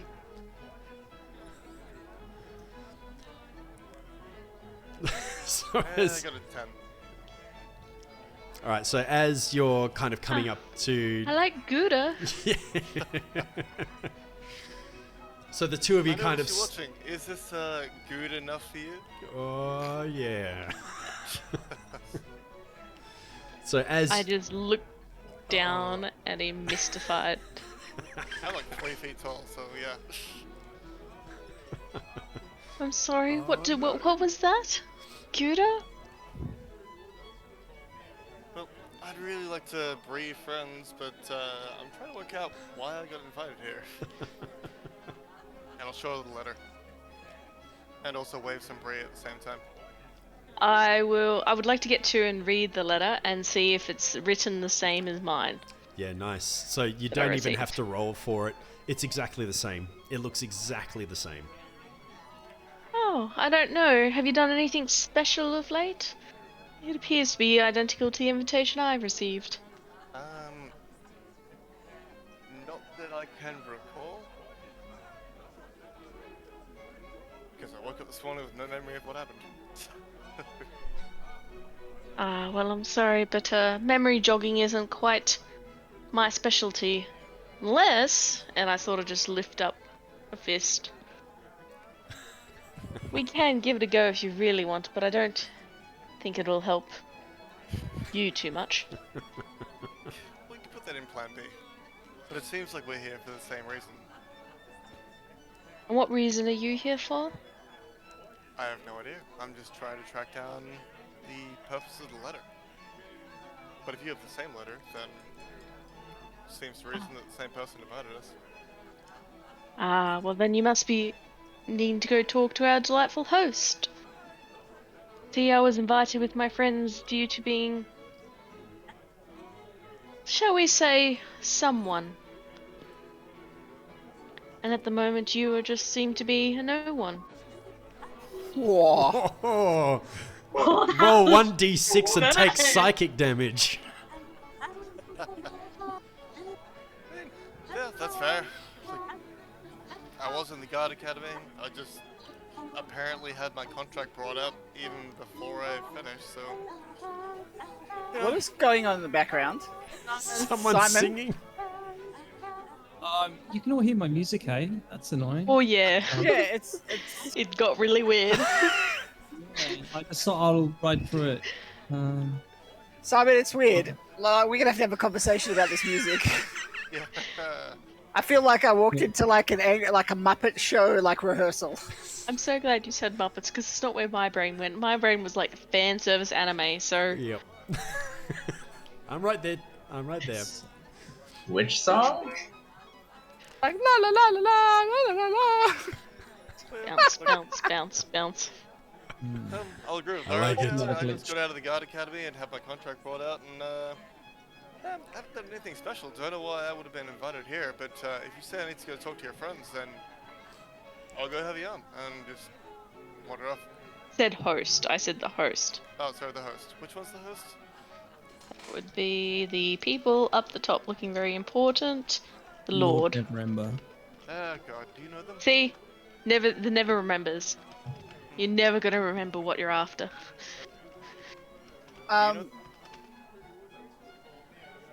Me? Personally? No, I do not have the best of relations with people. Hoping you might have been able to give me an introduction then, but oh, I'll go say hi and see what happens. He like teleports across the room. I was like wandering straight past the fight that's going on over here, or whatever the fuck you guys are doing. Like, completely oblivious.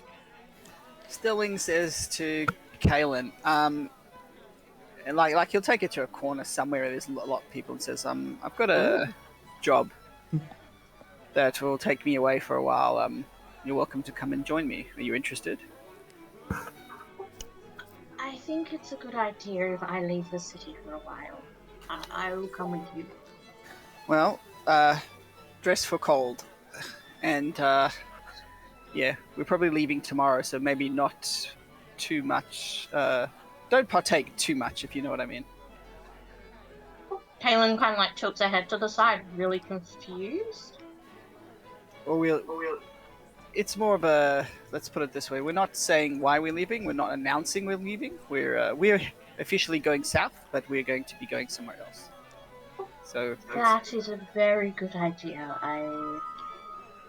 But I forgot that I'm technically meant to be not being quite visible.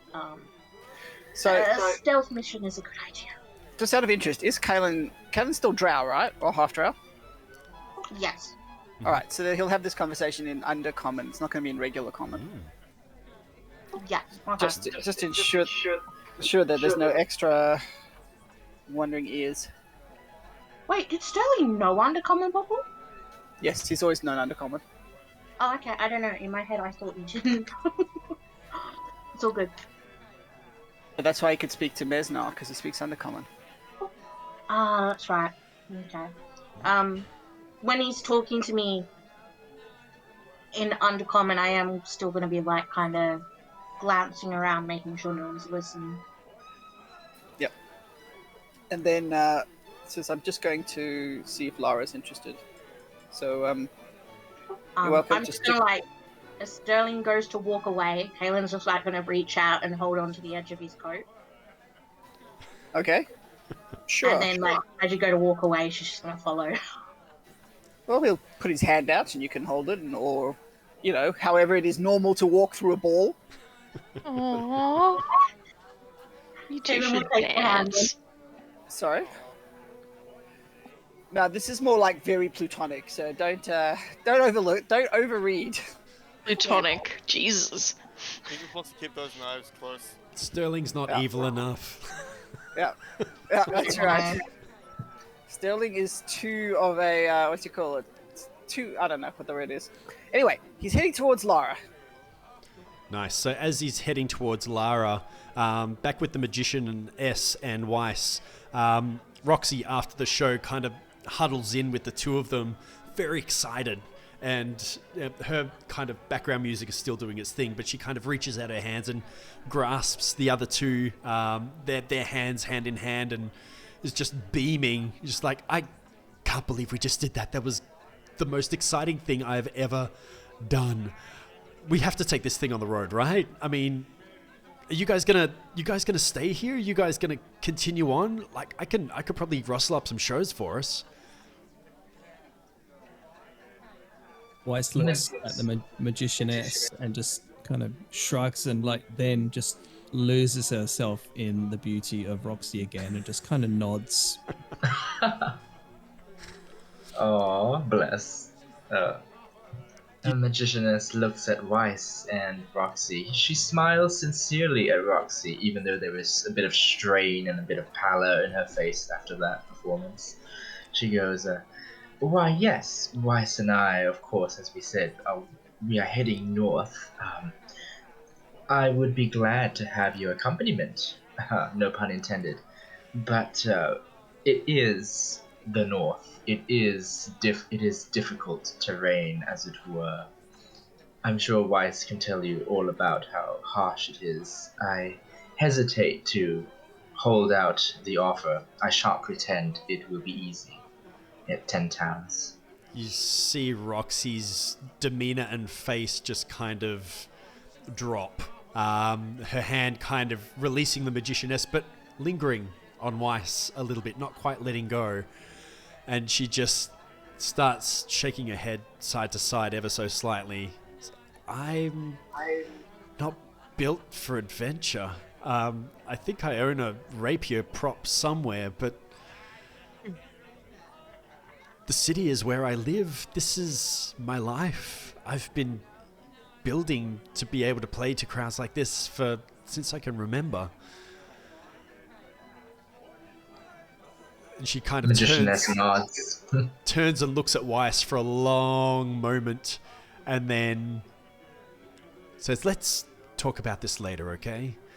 And she seems she seems very deflated and a bit heartbroken, but she starts walking back towards to where she was posted before, over kind of near the piano. You see that Weiss kind of looks like she wants to go and walk off after her, but in seeing that her friend Magicianess has taken a toll from her performance, will sort of come up and just put a reassuring hand on her shoulder and cast Cure Wounds, as she does so, like whispering to herself and saying, "You're exceptional. But I couldn't help but notice you were a little under the weather now." Magicianess turns gratefully to Weiss after the healing spell and goes, "Oh, you are full of surprises yourself." Yes, that was the biggest spell I've ever cast on a stage. That it took a bit out of me, but I will be fine. Don't you worry. She tries to sound, reassuring. Weiss yes. sort of nods and says, I'm here for you. Please carry on." Magicianess goes, "I know that, Weiss, and that's why I have nothing to fear here."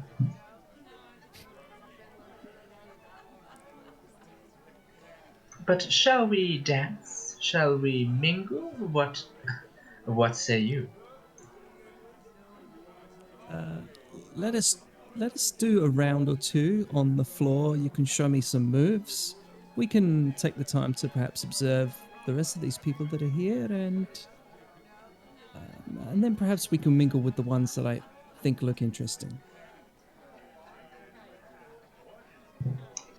She nods and she sort of holds sort of just an empty palm up, and she blows into it, and where there is no like powder in her hand, glitter sort of flows out as if there were.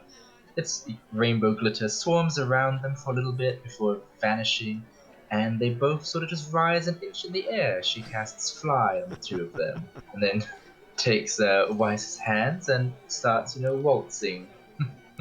Nice. But waltzing in a slow circuit so that they can observe the party. And she sort of whispers, well, actually, let me see. I think yeah, okay, no. She whispers to Weiss, as they sort of waltz together. She goes, so did you notice anything interesting? I noticed you were paying quite sharp attention to this crowd of nobles and dilettantes. She says, I noticed a few unwelcome advances here and there, but no one poses a threat to us. This appears to be all above board. I am curious to find out why we are here and what we can do. It's about sort of, now that as you guys are circling and dancing, the crowd starts applauding, thinking it's another part of the entertainment. They think nothing of it. They're just, oh wow, that's amazing. Yeah, we're just like waltzing 6 inches off the air, like off the ground. Alright, Sterling will go to have a convo with Lara. Yes, go for it. But he'll, sort of indicate, maybe we can have a conversation just sort of away from people. Maybe, I don't know. It's Maybe not up here too hard. somewhere. The music is relatively loudish, and the chatter and the banter seems to be creating enough of a audio disturbance that kind of huddling together and speaking hushly is pretty private. Okay, fair enough. Alright, so he says, I've got some orders to ship out tomorrow on a, let's call it a secret mission. I'll be heading away for a while. Are you interested in joining? You're inviting me on your little adventure, are you? I'm most interested. Well, So, are you able to give further detail? I'm under orders to sort of keep it very hush-hush. All I could tell you is that you'll need to dress warm. Well, good thing I've already gone and purchased some cold clothes. In fact, I'll only have more of the details when I reach my destination. But officially I'll be traveling south. But officially we'll be going somewhere else. Unofficially we'll be going somewhere else. But, yeah. It's of the utmost secrecy. So, you'll have to enjoy tonight. And then tomorrow after some gearing up, we're out. So we only have tonight to enjoy? Well, actually, I didn't quite check, but I assumed that we were supposed to be leaving sometime tomorrow. It seemed that there was some urgency to the matter. So I assume in the morning you can, visit any sort of equipment, or, I don't know, say fond farewells to anyone who, and then, yeah. We probably can meet at the, the quartermaster here, and then head off. I'll look around. I can see no one that I would need to say goodbyes to. Especially if I'm traveling with yourself. Really? You looked like you made a friend not less than a couple of minutes ago. Oh, that little fellow. He seemed a bit lost and he was stealing cheese. You tried to steal the cheese. My story, I can tell it how I want. Yep. Well, Interesting. Yeah. The Yeah. poor fellow seemed to have lost his memory. Or his mind, either one. At the same time, you just see him wandering straight up to Lord. Never remember. Oh, Just start having a chat. just as you're about to reach him, you do note that this rather intoxicated lady seems to be shadowing you as you come up the stairs here. She's kind of shadowing you at the same time.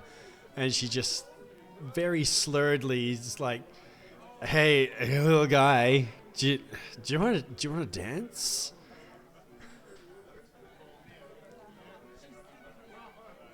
Yeah. Yes, I do. Ah, that's nice. Tell me. And as she comes over and grabs his hand, she starts leading him to the dance floor. Do you like tacos? Love him. Favorite food. Oh, Good. God. Because you're just the right height. I mean, I'm just going to The keep taco for walking. hours. He's just going to very drunkenly try to kind of dance with him with any... She's not even on the dance floor yet. She's just on the stairs. She seems to be trying to sway with him, but instead of holding him, just because of the difference in stature, she's just kind of wrapping her arms around the back of his head and holding them to her stomach. It's looking... Not to her bosom. No, he's not that tall. I mean, I guess at that point I got my hands wrapped around her thighs and I'm just like trying to dance with her from there. This feels very Game like of a- Thronesy. I don't it's know like, why. yeah. More wide. It's the oddest waltz ever. A couple of people are starting to get out of the way and maybe give a bit of space and start different conversations. Kaylin just choked on her drink a little bit. Yeah. It's like I'm it's like True Lies with a little person and a drunk. Let's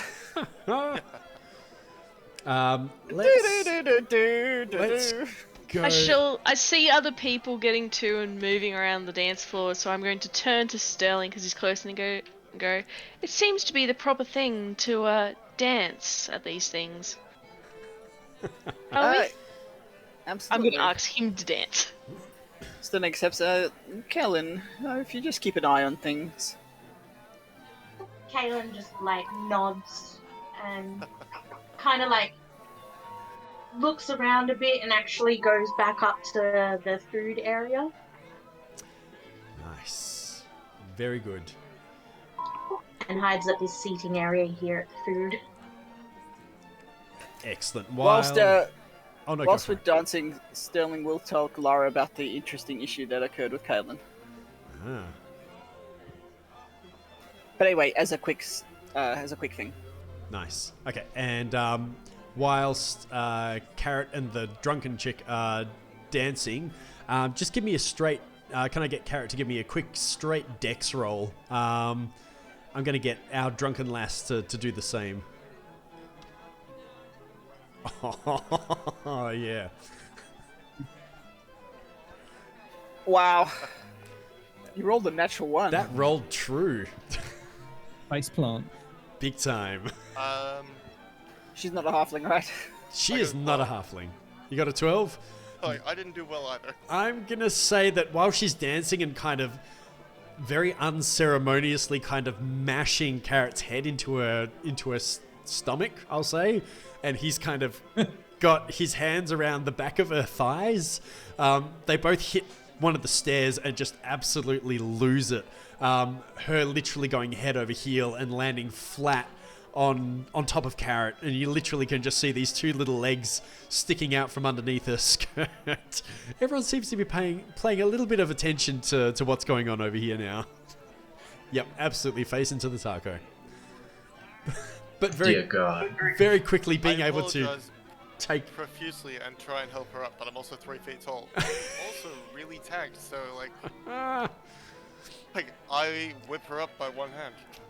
Nice. And she gets up. Nice.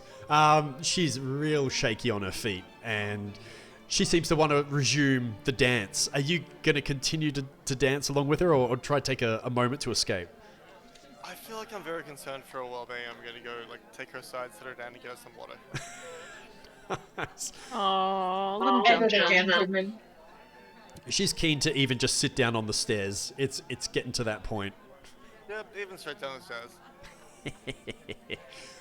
Nice. Okay, and in the meantime, Sterling's let Lara know well about the job and also about what happened with Kaelin as well. The Magicianess and Weiss are kind of waltzing along, and Kaelin is now stalking the cheese. Whilst the Magicianess and Weiss are waltzing slowly and kind of looking at what's going on, you do note Roxy kind of reapproaching the duo. And a quick look, you can tell that she's probably been a bit emotional. She's a bit upset at the idea of the group breaking up, and you can see that she's kind of a little tear streaked under one eye. But she's quick to kind of reach a hand out and note that, or kind of pull them closer and say, "Look, if you're heading north, I'm not going to stop you, but at least take good company with you. At least let me point out a few people that you might be able to talk to about heading that direction." And she kind of points over towards, well, firstly, a person by the name of, I think it's Baron, what's his name? Baron Thaddeus Willington, who's kind of the more portly looking gentleman that's up in this direction. She also points out the dwarf that's next to the elf as well, noting that he's a member of Clan Battlehammer that are known to be denizens of the north as well. Look, if you maybe talk to one of them, if they're heading north, maybe just find some company. I'd really like for you to come back and visit me sometime. And as she says that, she just kind of slips a hand onto the waist of Weiss while she's flying next to her.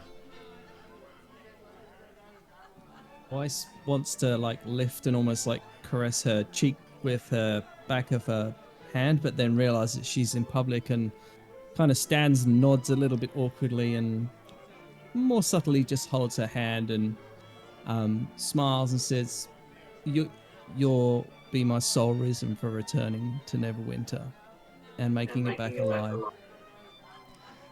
You see Roxy just kind of very, very solemnly nodding. She says, "Oh, I'll write you. I think I know a way, but both of you, come back alive, okay? I know I can't dissuade you from going, but just do everything that you can to come back alive." The Magicianess sort of looks at the side, carrying some hidden weight, before she smiles bravely for Roxy and goes, "I promise you that I will try." It's not a look of confidence on Roxy's face, but she does start moving kind of back towards the other gentleman, or back to Helio, to continue conversing and providing music for the rest of the festivities. I use telepathy to project my voice to Weiss, and I say, "Apologies, but this is one way only at the moment. How about do you want to speak to Lord Thaddeus or Lord Battlehammer first, or shall we split up? Or do you want to reconnoiter?" Almost instantly, you hear Weiss go, "It has to be Lord Battlehammer. I'm hoping it's Bruenna. Bruenna Battlehammer? Oh, Bruno. Bruenna Battlehammer." She says, "I've always wanted to meet a Battlehammer." And she almost she reaches out for your hand like an excited kind of schoolchild, and again, getting a little bit of fangirl happening. And she's like, "Please, let's go and talk to him. You'll be with me, will you?" "Of course, Weiss, lead the way." And then the two of them slowly glide over to Battlehammer. Nice. Okay. It's at this point, as you both kind of glide on over towards the small dwarf, you can see him kind of getting increasingly frustrated with this high elf. She seems to be speaking in riddles, very airy, very hoity-toity. But he just seems to be getting absolutely fed up with it. And as you both kind of approach, he's "Thank God. Can't stand this pointy-eared bitch for any much longer. Hey, what can I help you with? Lovely show, by the way."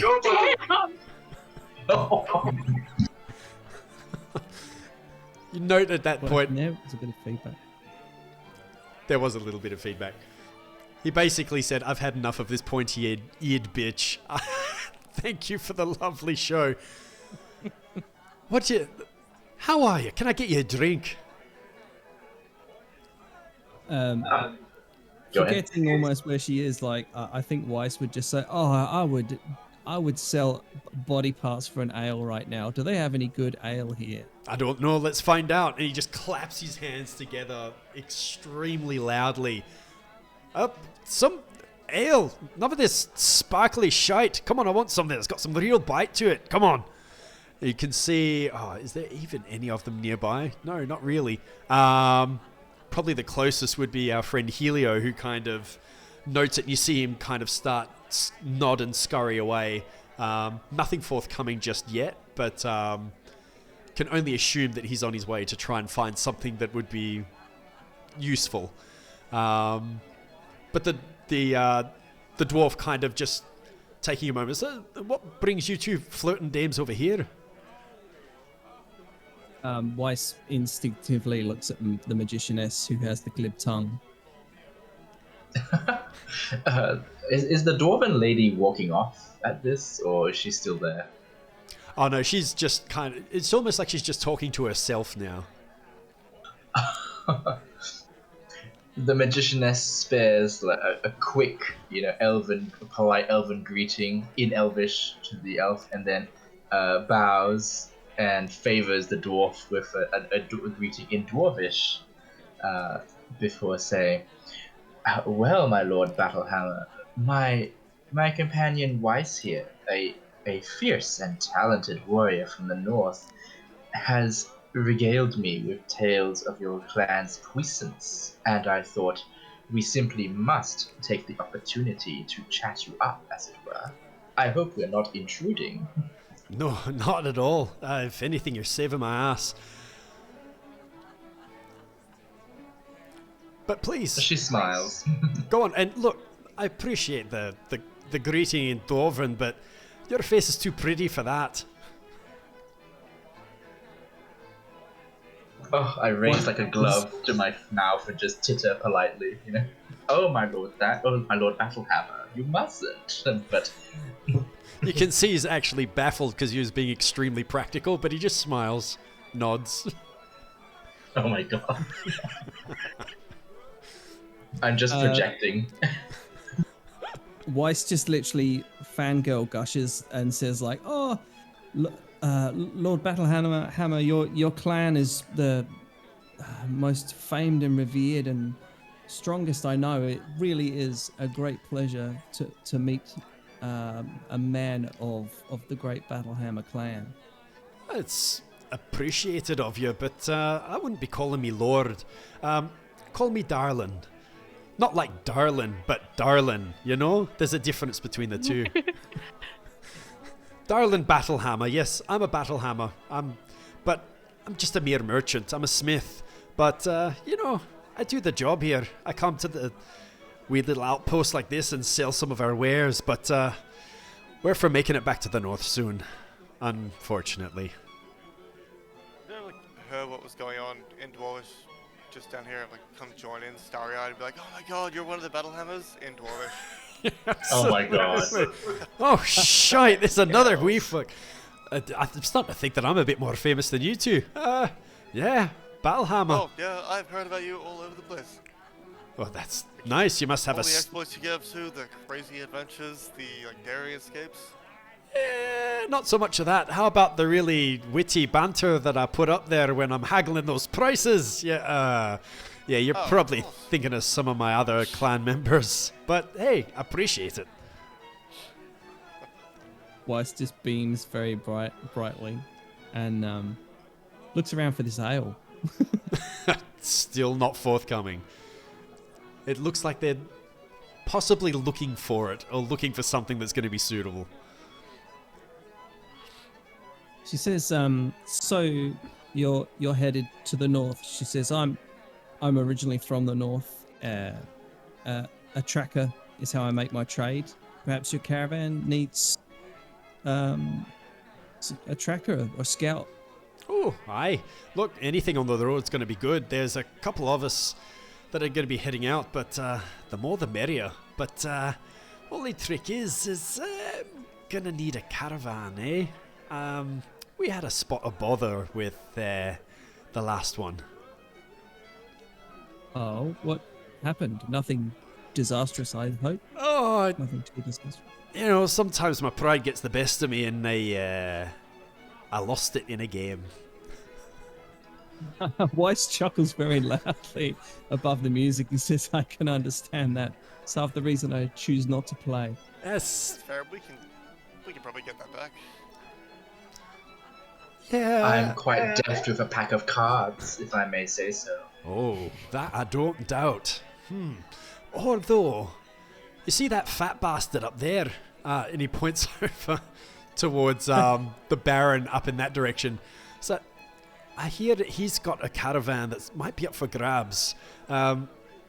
It could be messy business, but I think the last crew got, and he just kind of puts a hand under his beard, like makes a noise as he pulls his thumb over his throat. So he might be open to selling.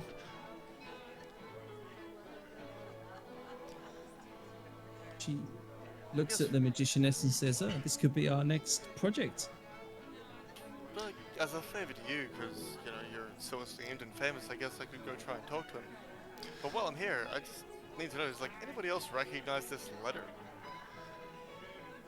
Just flash it to the other guys in the group. I can make a knowledge roll. Yeah, Darlin looks... Yeah, that's a good point. Make a general knowledge roll, or some sort of roll to try and ascertain what it is and what it looks like. History or investigation? Let's go investigation.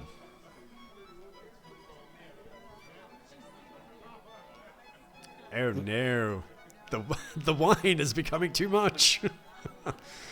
So looking over, it doesn't look remarkable. It looks nice penmanship and it looks very official. You can see that the wax seal definitely has the Neverwinter seal on it, but it doesn't kind of ring any oddities or pique any interest. 19 is much better. There's nothing remarkable about it. It looks very officious, but relatively ununique. There's nothing untoward about it. That's a shame. I'm still trying to work out just why I'm here, but if you guys don't recognize it, I guess I'll go have a chat with old mate over here. Darlin just kind of pats the halfling on the back and says, "What are any of us doing here, eh? But if you want the company, look, you can come along." There's a very well-stocked beverage table, so And also, finally, Helio coming back with the ales as well. 3 of them, between the 3 of them. Oh, thank you, Helio. And she turns to Lord Battlehammer. So that halfling fellow was just here for the wine, huh? Reminds me of poor Lady Bradbury.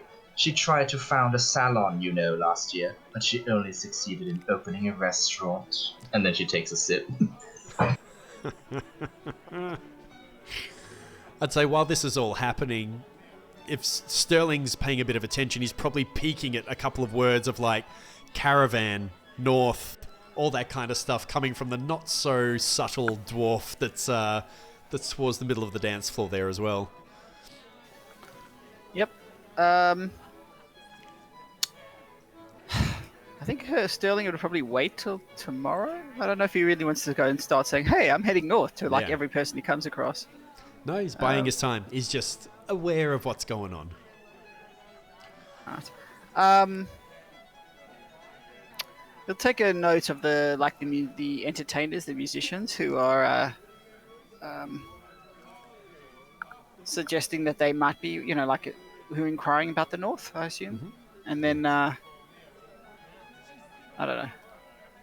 It just doesn't seem like an appropriate time to have a conversation with anybody, because you'll go, "Oh, what? You're heading north," and then everybody looks at him, so he doesn't want to do that. No, he's going to bide his time. Maybe keep an eye out for a caravan in the morning. Yeah, that's it. Well, yeah, he would probably go and talk to the dwarf in the morning. You know what? Actually, you know what to do. He will go up to the dwarf. Actually, now he thinks about it, Okay. and he'll ask, "Pardon me. I did you mention that you're heading north? Is that what's going on?" Oh, aye. Clan Battlehammer. It's kind of our place, but absolutely. I mean, shit, I'm starting to think I'm the biggest celebrity here, but hey, yeah, we're heading north for sure. Okay. Weiss All right. turns to Sterling and says, I am from 10 Towns and know the area well. We intend to travel north, yes. Okay. I might know some people interested. Is there a place we could meet tomorrow to discuss? Yeah, look, I'm gonna try pull some strings, but look, we want to take a caravan, but I had a wee problem with losing my one, but like my little friend over there is gonna have a conversation about maybe wrangling us one, but see what we can do. Oh, I see. You had one, but it's somewhere else now. It's under someone else's custodianship. Let's call it. Yeah, cards aren't really my thing. I should have just stayed away from it, but you know. Out of interest, what is the value of such a caravan these days? Like what are we talking? Ooh, well, it depends on the caravan, eh? It could be anything from a measly little rust bucket that might be 50 gold to something really schmick that might be anywhere to up to 1,000, 2,000. Sorry. Let me rephrase. I'm talking about your caravan. Oh, my caravan. Look. Is it in the schmick or rust bucket range, or is it somewhere in the middle? I'd say it's sitting in the middle. It's a good 1,000. Okay. Well, that's interesting. How about we meet at this particular inn? The inn, insert name here, at this time in the morning. Hey, sounds good. Look, whatever I've found by then, I'll be there. He just kind of winks. All right. Yeah, that's Sterling. He's done. He will go and talk to that lord, the one that the halfling is, the Baron. Yeah. At some point. At some maybe point. when it seems appropriate. When it seems like he can have a moment. I feel like the Sterling will, as a soldier and as like sort of your unofficial party leader, we know who he is, or do we just know him as like a captain, like a guardsman type thing, or do we know he was instrumental? I'd say Roxy has shared that info with you with who's who in the group. You would know him by name. That he was pretty instrumental in what has happened previously, but not in any detail. Just kind of, hey, that's the guy. But nothing really further from that. As Sterling passes, after he chats with Weiss, I will just give him a polite nod and he goes, "It's an honor to meet you, Sterling. I heard of your feats in battle and that the city owes a great debt to you." His response, so he'll nod. If your hand's extended, he'll shake it and he'll go, all of those are overblown. I'm just a mere humble servant or humble soldier, doing his duty. And anything you heard, there were plenty of others, other battalions, other soldiers, everyone's doing their duty. I'm just one small part. This is almost too much for me. She sort of smiles, goes, "And modest too, but I know that a cool head and a steady hand can make all the difference in the world." You notice that Weiss will also smile and nod respectfully to Sterling and appraise him in a different light. And there were actually before he really stops in what he's doing. He turns around and he focuses on them, and then he just says, "Pleased to meet you," and then he will shake both their hands back and says, "How did you find yourself at this particular soiree? Or what led you up to get to be, from here? Where have you travelled from?" Weiss womanishness, yeah. Basically, Sterling's changing the subject. Is what he's saying. Well, the magicianess will say, "Well, we are both travelers of a sort. Weiss can speak for herself, certainly. I've been a traveling stage magicianess, as it were, all my life. I've studied under Father, and I find myself here on the grandest stage as the final leg of a long journey. It's been my intention for a while to head north, and it was a twist of fate that led me into Weiss, who will be my guide. She says, also just, a non-committal answer, I look forward to playing in 10 towns. This is wonderful. Everybody should have a little adventure in their lifetime to help renew the stories, to renew their spirit. Flame. Give you some fun stories to talk about. Some artistic, endeavor. What's the right word? Artistic something. I look forward to bringing whatever artistry I may to the north. And then he sort of like bows to both of them, and then says, "Yeah, maybe our paths will cross again." And good evening. And then he sort of just walks that way. Up toward. Excellent. So as we stand, I mean, Lara's kind of in waiting, as well as Kaylin at the moment. Kaylin's over there. I gotcha. So our halfling friend is going to have a conversation with who was pointed out as, turn his nameplate on so we can see who he is, Baron Thaddeus, who's kind of up here with what appears to be a wife.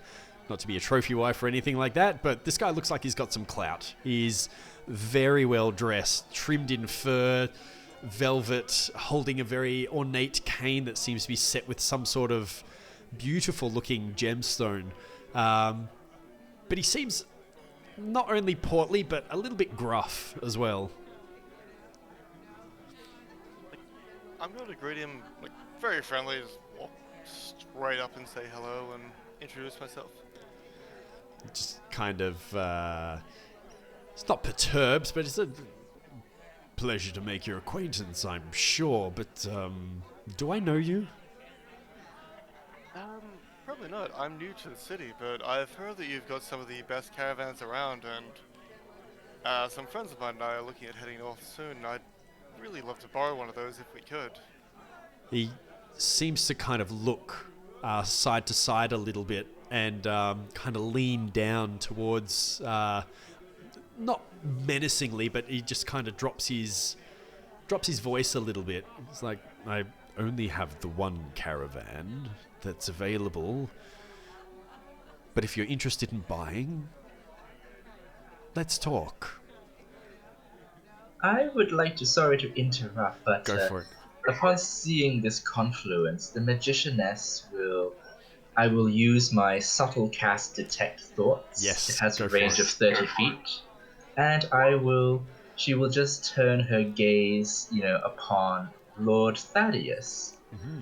And she respects Sterling enough that she won't intrude upon his mind, but she will sort of eavesdrop half the conversation by reading Thaddeus's mind and just seeing what's up. Because she notices Wise is also interested, and she's also very curious about what Sterling is up to. Absolutely. So the surface thoughts that you catch as the halfling mentions the caravan, his immediate thoughts, train of thought, kind of in kind of word format, are, shit, he knows about it. Oh, don't let on that they died. Just keep your cool and let's negotiate. So that seems to be the essence of it. Nice. But outwardly, he, taking the halfling into consideration and looking him up and down, it's like, well, if you've heard about the caravan, you might be aware of its value. How about you start by making an offer? I'm not interested in getting to the trading game myself long term, but I would like to, if we could, say, borrow it for one trip, or help guard it, and we'll offset your costs, and provide free protection just going up north. Free protection. And he looks at the halfling. He's like, I don't mean any offense, but I think I'll bide my chances and ride the thing myself up to the north. I mean, I wouldn't underestimate you because of my size. I'm quite tough, you know. That's awesome. Give me an intimidation roll.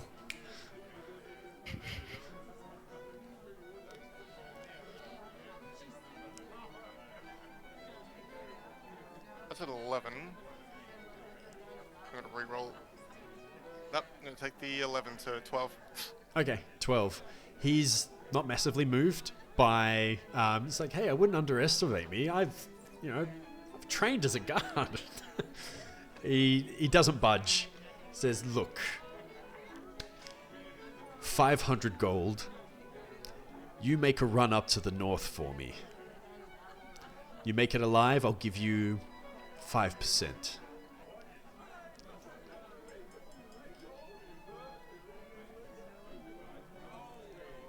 Yep, I'm okay with that. But are you going to outfit the caravan for us? So No. you'll provide the horses? That's going to be up to you. And it's going to be up to you for a security detail as well. Oh, I'm enough security by myself. So Can Deal. see the barrier just kind of steps back and says, no deal. I'm going to need to see more clout before I start that investment. What do his surface thoughts reveal? Is he hardballing the halfling? You can What's see. his... So what you can gather is that the previous crew were murdered. Oh. So he doesn't want to let on that they were completely and utterly murdered. And he's trying to basically, hardball the halfling at the moment. Ooh. I mean, he's offering me what I want, so I'm not inclined to say no. So both these nobles basically offer the chance of a northbound caravan. Is that what's happening? That's right. Well- So the dwarf Oh, is... so from my understanding, like, this guy wants to take a caravan north, but he's got shitty caravans, and I've just secured a deal where we can take good caravans north, or a good caravan north. So we could always subcontract it back out to this guy. I point to the halfling and whisper, and only he can hear my whisper as I cast a message. And I say, he's hardballing you. His previous crew died. You can reply if you like. You just hear that whisper in my voice. Hey, who the fuck are you? Also, thanks. And then look at the guy and... So, what happened to the previous crew since you don't have anybody to man your caravan and you were looking at doing this yourself? At that point, I will cast Zone of Truth over him. Oh, actually. Okay. Bear with me for just a sec. Oh, you know what? I'm just going to roll it. As you do so... whoa, let me get that back.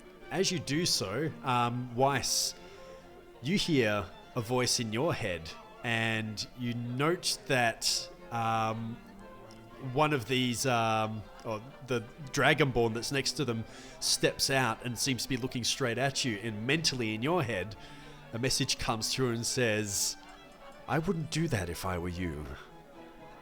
Oh, he's got magic backup. Oh boy. Yeah. Yeah. I'm still going to ask that question though. So, Second level. why are you looking at manning your own caravan, and why do you seem so keen to get this moving? Baron looks a little bit taken back, and he kind of looks at him sideways. It's like, I'll level with you. If we're going to go into business together with this venture, you're going to need solid security. If you know about what happened to the crew before, then you're going to need plenty of protection. And if it's just you, no deal. Let's say I can secure the protection to a degree that you're happy with. May we lease your caravan and you'll take a percentage of the profit.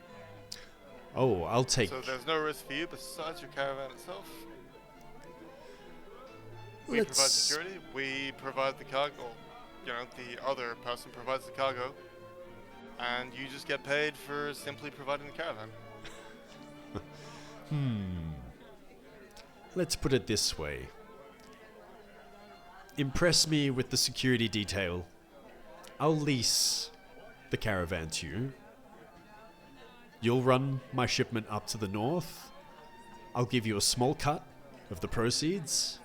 And after, if you've got a taste for it, we'll talk about perhaps you might be able to buy it off me for a reasonable rate or work it off. That seems fair. Now, my last question. Who killed your last crew, or what killed your last crew? Well, there were a lot of arrows, I'll give it that much. I think they're still picking some of them out of the woodwork now. Do you have any idea on, was an orc war party that was... No idea. Or is there, a competitive element between, trading merchants in the area that may have gotten out of hand? You hear him start laughing. Oh, it's very competitive, and either could very much be the demise. But truly, I can't tell you. Anyone that was a witness to it is dead. I feel like you must have an idea on who is responsible for it. Look, who would want to see you suffer? A lot of people. I haven't What do I- made the fortune that I have now by playing nicely. What do I get from reading his mind? I'm gonna message it to you. Oh, nice. On Discord? Yeah. Love it. But yeah, why? The Magicianess definitely picks up at that when it's talking about being competitive. I'll just pop that in there. So yeah, it's very evident that he's probably a powerful player. He definitely seems to be a merchant or a guild leader.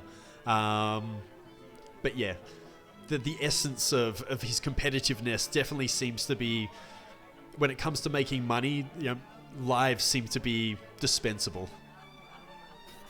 At this point in time, Sterling will come up to Baron and said, "Excuse me for treating your lordship. Could I borrow your small companion over here for a short period of time?"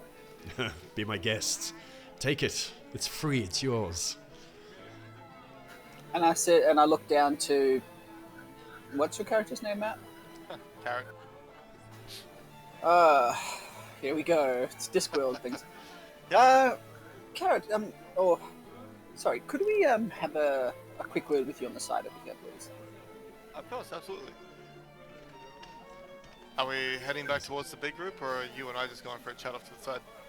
We'll go over here where Kaylin is. So, Oh, yeah. There we go. That should help. I might know some people that are interested in joining up with you, providing some security on a no questions asked basis. Maybe you can tell the Baron over there who has a reputation of being very dangerous, so be very careful. Oh, really? Jeez. Yep. He That's looks big and fat. yeah, but he didn't get that way by, he didn't start out that way. He walked over the corpses of many people who pissed him off over his lifetime. Okay, that's unfair. I mean, he doesn't seem threatening by himself. And you can see his man over there who keeps an eye on him. Yeah, I have not even noticed that guy. Just go back to him and mention, or I would suggest you go back to him and mention, tell him that you'll meet him at this particular time with your added security group, and see whether or not he's satisfied with that. Sorry, before Sterling sends the halfling away, I will message Sterling quickly, and I'll just say, the Baron is hardballing your friend, and his last caravan was wiped out by the Zents. And like a no message. So I'll say, appreciate that. It It's does not- sound like the the- way that the negotiations are going with him at the moment. I recognize you by reputation, but I haven't seen you before. But if you want to be involved, I feel like if you come up for the discussion now, it's probably going to lower a lot of weight to what we're saying. But you see, I don't want to be involved. In fact, we're not even having this conversation. Right. If you can tell him that you'll bring a sufficiently strong security force tomorrow at this particular time at this particular inn, that it should, improve the Baron's willingness to,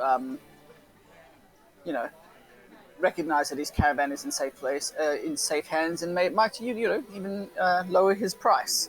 Tell him if you're able to impress him sufficiently, you hope his price is reduced, in compensate of that amount. Seems fair. I have And an then- idea. Well, and I believe the magicianess over there is more likely to be able to help you. She seems to have the skill sets required to get a good deal, if you might say, or at least help with negotiations. As I said, we'll meet you at this particular time, this place, which will be an hour before the Baron's time and place.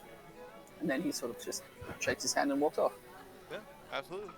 That all sounds agreeable and was like oddly fortuitous.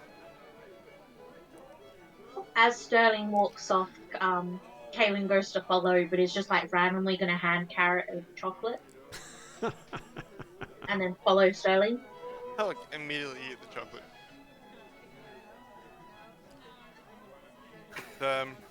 So did Sterling tell me Sterling told you the inn, or a place to meet, like where a caravan would meet at a particular time. But you and your security force would meet earlier to put some finishing touches on stuff before meeting the Baron. but you didn't tell me about the sense. Oh, sorry. I meant to say that the Baron, is a Zent. Right. Okay, right. I'm not sure about the attackers, but he himself is a Zent. So I'll go back to Baron and like, okay, I will supply security, and I'll tell you what, if I can convince you that I can supply a overwhelming security for what's going on, Oh, will you allow us to take a larger cut in what's going on? Because then you've got a guaranteed return on your investment. Okay, let's see what you come up Sorry. with. I'm going to head up your guard. Let's have a look at who you've got to back you up. Let's discuss it tomorrow. Let's. I was going to challenge the Dragonborn to an arm wrestle. You can see the Dragonborn is actually on his way over towards Weiss, kind of walking in this direction while the conversation's happening. But the Baron is saying, yes, look, let's meet up. I'll show you the caravan, you show me the security detail, and we'll talk price then. Yeah, I'll shake his hand. and Done. Walk back towards the magician that Sterling kind of indicated me towards. Nice. That is And just introduce so myself. Like, hey guys, look, do you recognize this letter? Because what the fuck am I doing here? They've had a look at the letter already. They're not too sure. And just as that conversation is coming to an end, the Dragonborn kind of rounds around the kind of outskirts and taps Weiss on the shoulder. It's like, my dear, I appreciate that you're a talented individual, but allow me to introduce myself. I'm Archmage Krenusim. I'm the Archmage of this castle. I'd appreciate you not trying to influence any of the other guests. I don't mind a bit of telepathy, that's not a problem, but please don't try to influence them in any other way, shape, or form. If that's okay. Weiss kind of like bites down a snarl and just folds her arms and like sassily kind of drops onto one hip, as it were, and just looks him up and down. Dad, just please tell me he doesn't have white scales. No, he seems a little bit darker than that. Good. Okay, cool. Yes. So she That could have been interesting. she sort of looks him up and down for a moment, and then just basically looks back at the Baron, looks at him, and she just goes, "Huh," and then turns her back to him.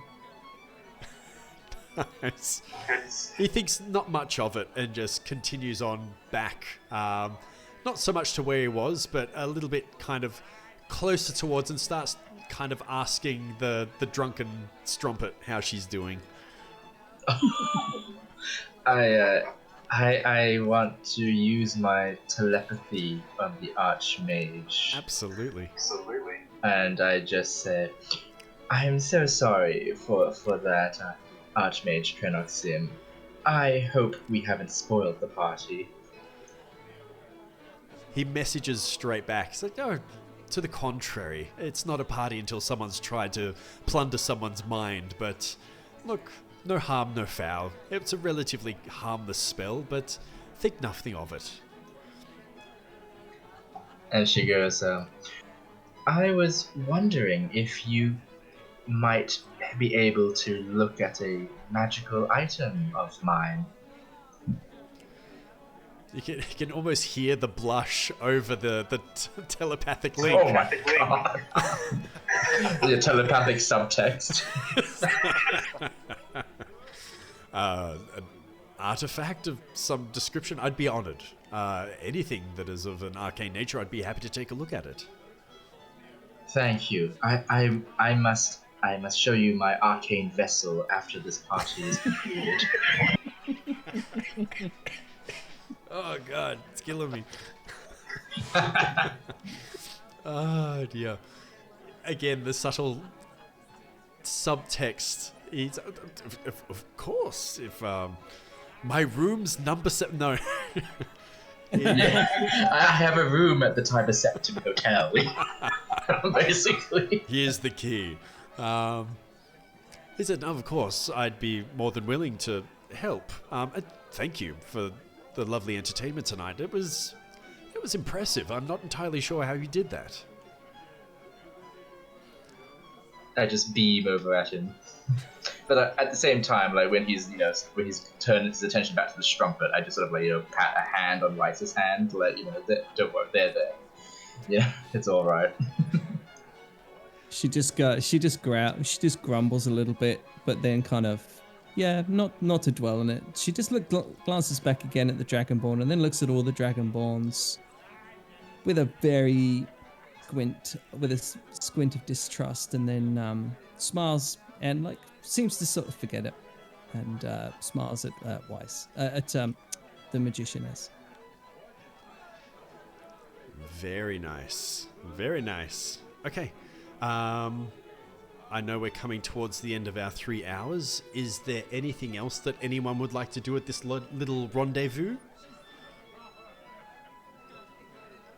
I'll go make a check on the overly drunk chick, because I did leave to go get her water and then completely forgot. Nice. At this point, you can see that she is utterly unconscious on the stairs, hence why the Archmage has gone over. Oh my. Okay. I will... where's a safe place that I can put her? And then I'll just sling her over one shoulder, even though I'm 3 feet tall. The Archmage just pats Carrot on the shoulder. And she bangs her face. It's okay, I've got this. And he just very subtly casts Fly on the unconscious form and just guides her back towards the kind of the main kind of doors that are behind Neverember. So he's just very subtly, but not exerting himself physically, just levitating the drunken lass out of there. I'll be honest, that does seem like a better option. Sterling will go and speak to the Magicianess and Weiss for a second, and to the Mr. Battlehammer, and says, why don't we all meet up in the morning? I believe everybody's looking for some way to travel north, and I might know somebody who can provide some assistance. How about we meet at this particular inn at this particular time? Aye, it sounds good. Darlin kind of nodding over to his compatriot who's just leaning on the banister just kind of above Sterling. He's just smiling, seems rather gleeful, and he seems to have found an ale somehow. Yep, fair enough. And Sterling. If he hasn't paid his respects to any of the officers or any of the people he needs to do, he'll finish that up, and then I think he's basically done. Yeah, absolutely. There's a couple of them that are more kind of towards where the entrance was, but yeah, for the interest of brevity, we'll say he goes through and spends a bit of time saying hello to each and every one of them. Who have we got? Because there's a couple of them. Down the bottom here, this first gentleman with the large black mustache is Duke Arlington rather. Someone that might have been useful is the lady just kind of south of him, or just below. She...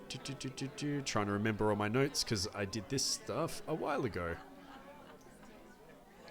This was Baroness Duchant.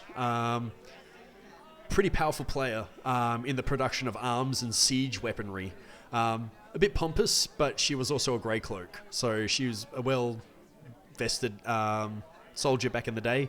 But pretty much warfare is her profession now. So she's pretty big in the smithing guild. But that might come in handy at some point. Which one's that? Can you ping her? The big chunky old lass who's down here.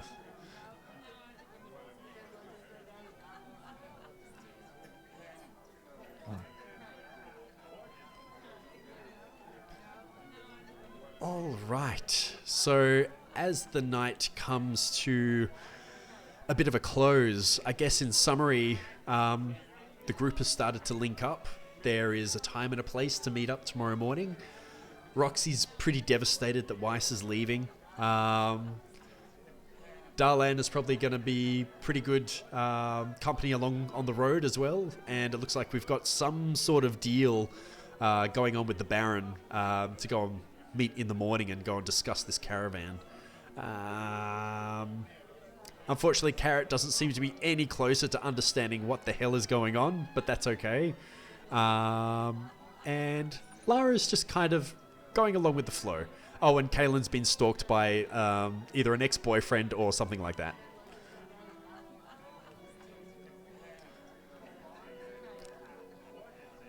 Nice. Okay. So look, I might start getting close to wrapping this up now. I'm going to shoot through a link to our Roll20 session for the next game. Hang on, I'm just going to jump out of here and I'll post it up in Discord. Bear with me for just a sec. Come hither. Are we thinking we'll wait 2 weeks on this one again? Yes, correct. Yep, so this will be in a fortnight's time for the next one. It's like the amount of build-up we've had for what's going on in this one. Oh, there's so much you have no idea. No idea. This fortnight's just gonna be fucking... Copy that and paste this in. Hey, where's my Discord gone? What's wrong with this fortnight? It's gonna be very long too because long. Cam has just built up so many fucking plot lines with the whole thing he's done tonight. Let's pop this in. I'll just pop And this he's in the given tab. no satisfaction on following any of them. They're all seen right at the start. So just see what happens. Oh yeah. Okay, I've just popped into Discord. In the tavern is. It's true. There's a lot of moving parts. Oh yeah, Oh, sorry, I've just posted. it's been very well done. Oh, that's okay. Oh, nice. I'll just grab it and pop it in. So if y'all want to jump in there, I can fix all of our tokens and all that kind of jazz later down the track. But there's also some new stuff that I want to introduce into this bad boy as well. Probably the biggest thing that might change mechanically, and I think I've got it set as a handout, is basically some extra things on sanity and stress. So while a good AC and being able to hit things and kill things is important, I'm also going to introduce things that are based on like a wisdom saving throw.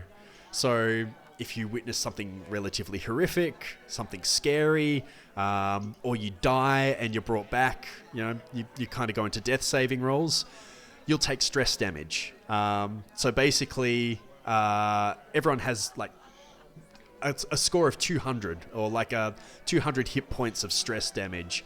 But as your stress becomes more and more apparent, different things will happen. You might freak out and accidentally shoot at a party member, or you might completely and utterly lose your mind and start trying to kill everything that's around you.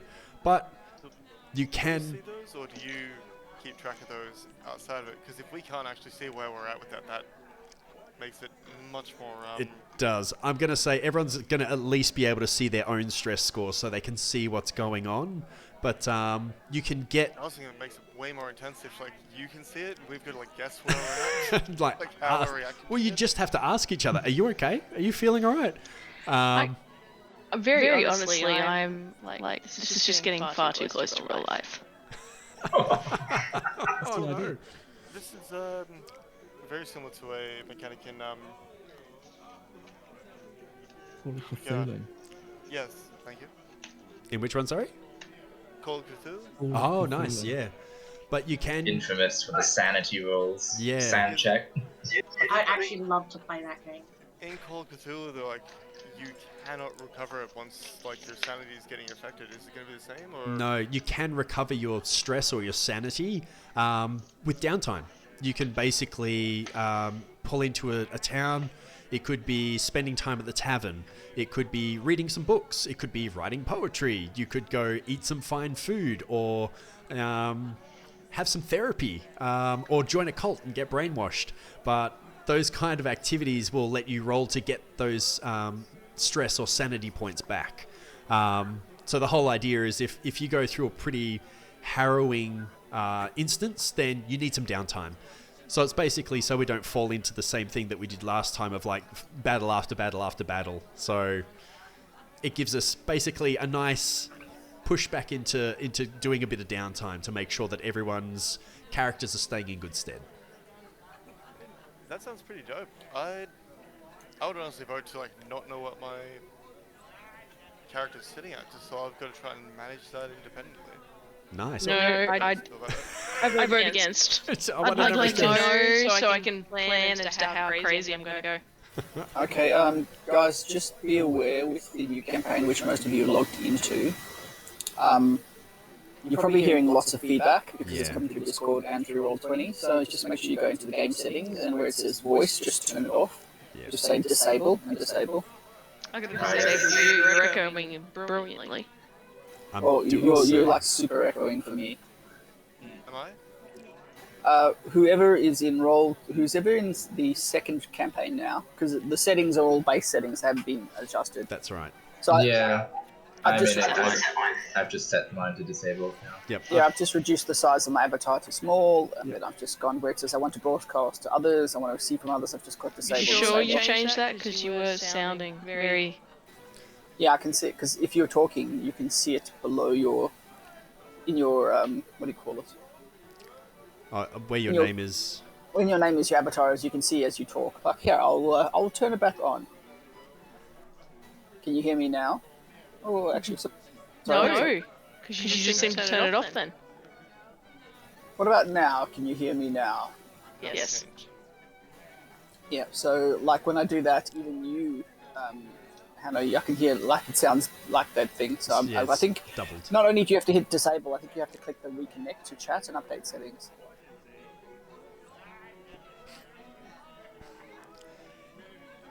Okay. Nice. But yeah, Any luck, you probably shouldn't need your help to do that again next time.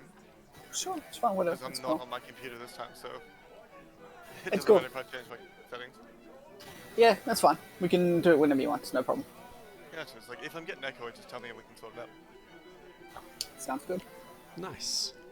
Yeah, we can go through all the stress stuff later, but generally, when you get to 50 stress damage, it's like light begins to play a bit of tricks. Can give you disadvantage on a couple of rolls. When it reaches 100 stress damage, you might mistake a party member as a monster or something in the heat of battle. Or you might wake up from sleep to find yourself poised over an ally with a knife in your hand. 150 stress is, okay, things are not going good. You're a threat to the party now. You're losing grip on reality. In moments of clarity, you might actually opt to be manacled or chained so you don't hurt anyone else. And when you hit a 200 stress, you immediately make a death saving throw to avoid instant death from basically a heart attack or a stroke, which is pretty nasty. So 200 stress, really, really bad. Love it.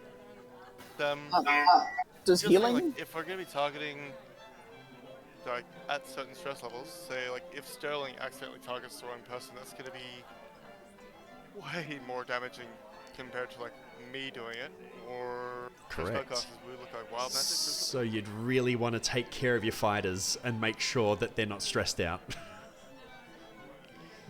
Yep, that seems fair.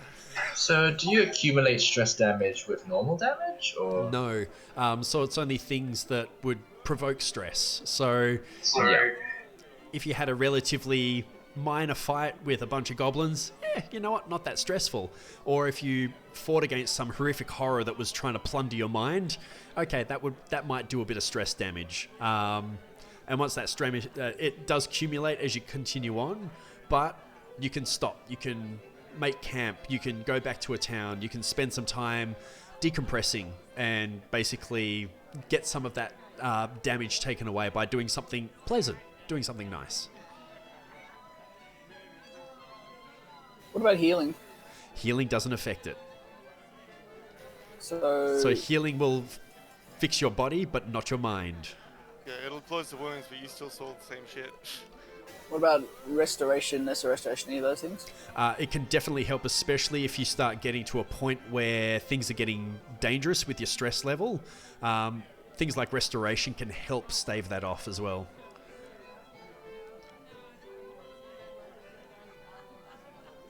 Okay, cool. Well, I look forward to seeing this develop as time goes by. It'd be Yeah, good. I'm keen as fuck to see how this goes. Like, that sounds like a cool mechanic. It's twofold. It'll give us to push for downtime and make sure that we're taking a break from combat and doing some RP.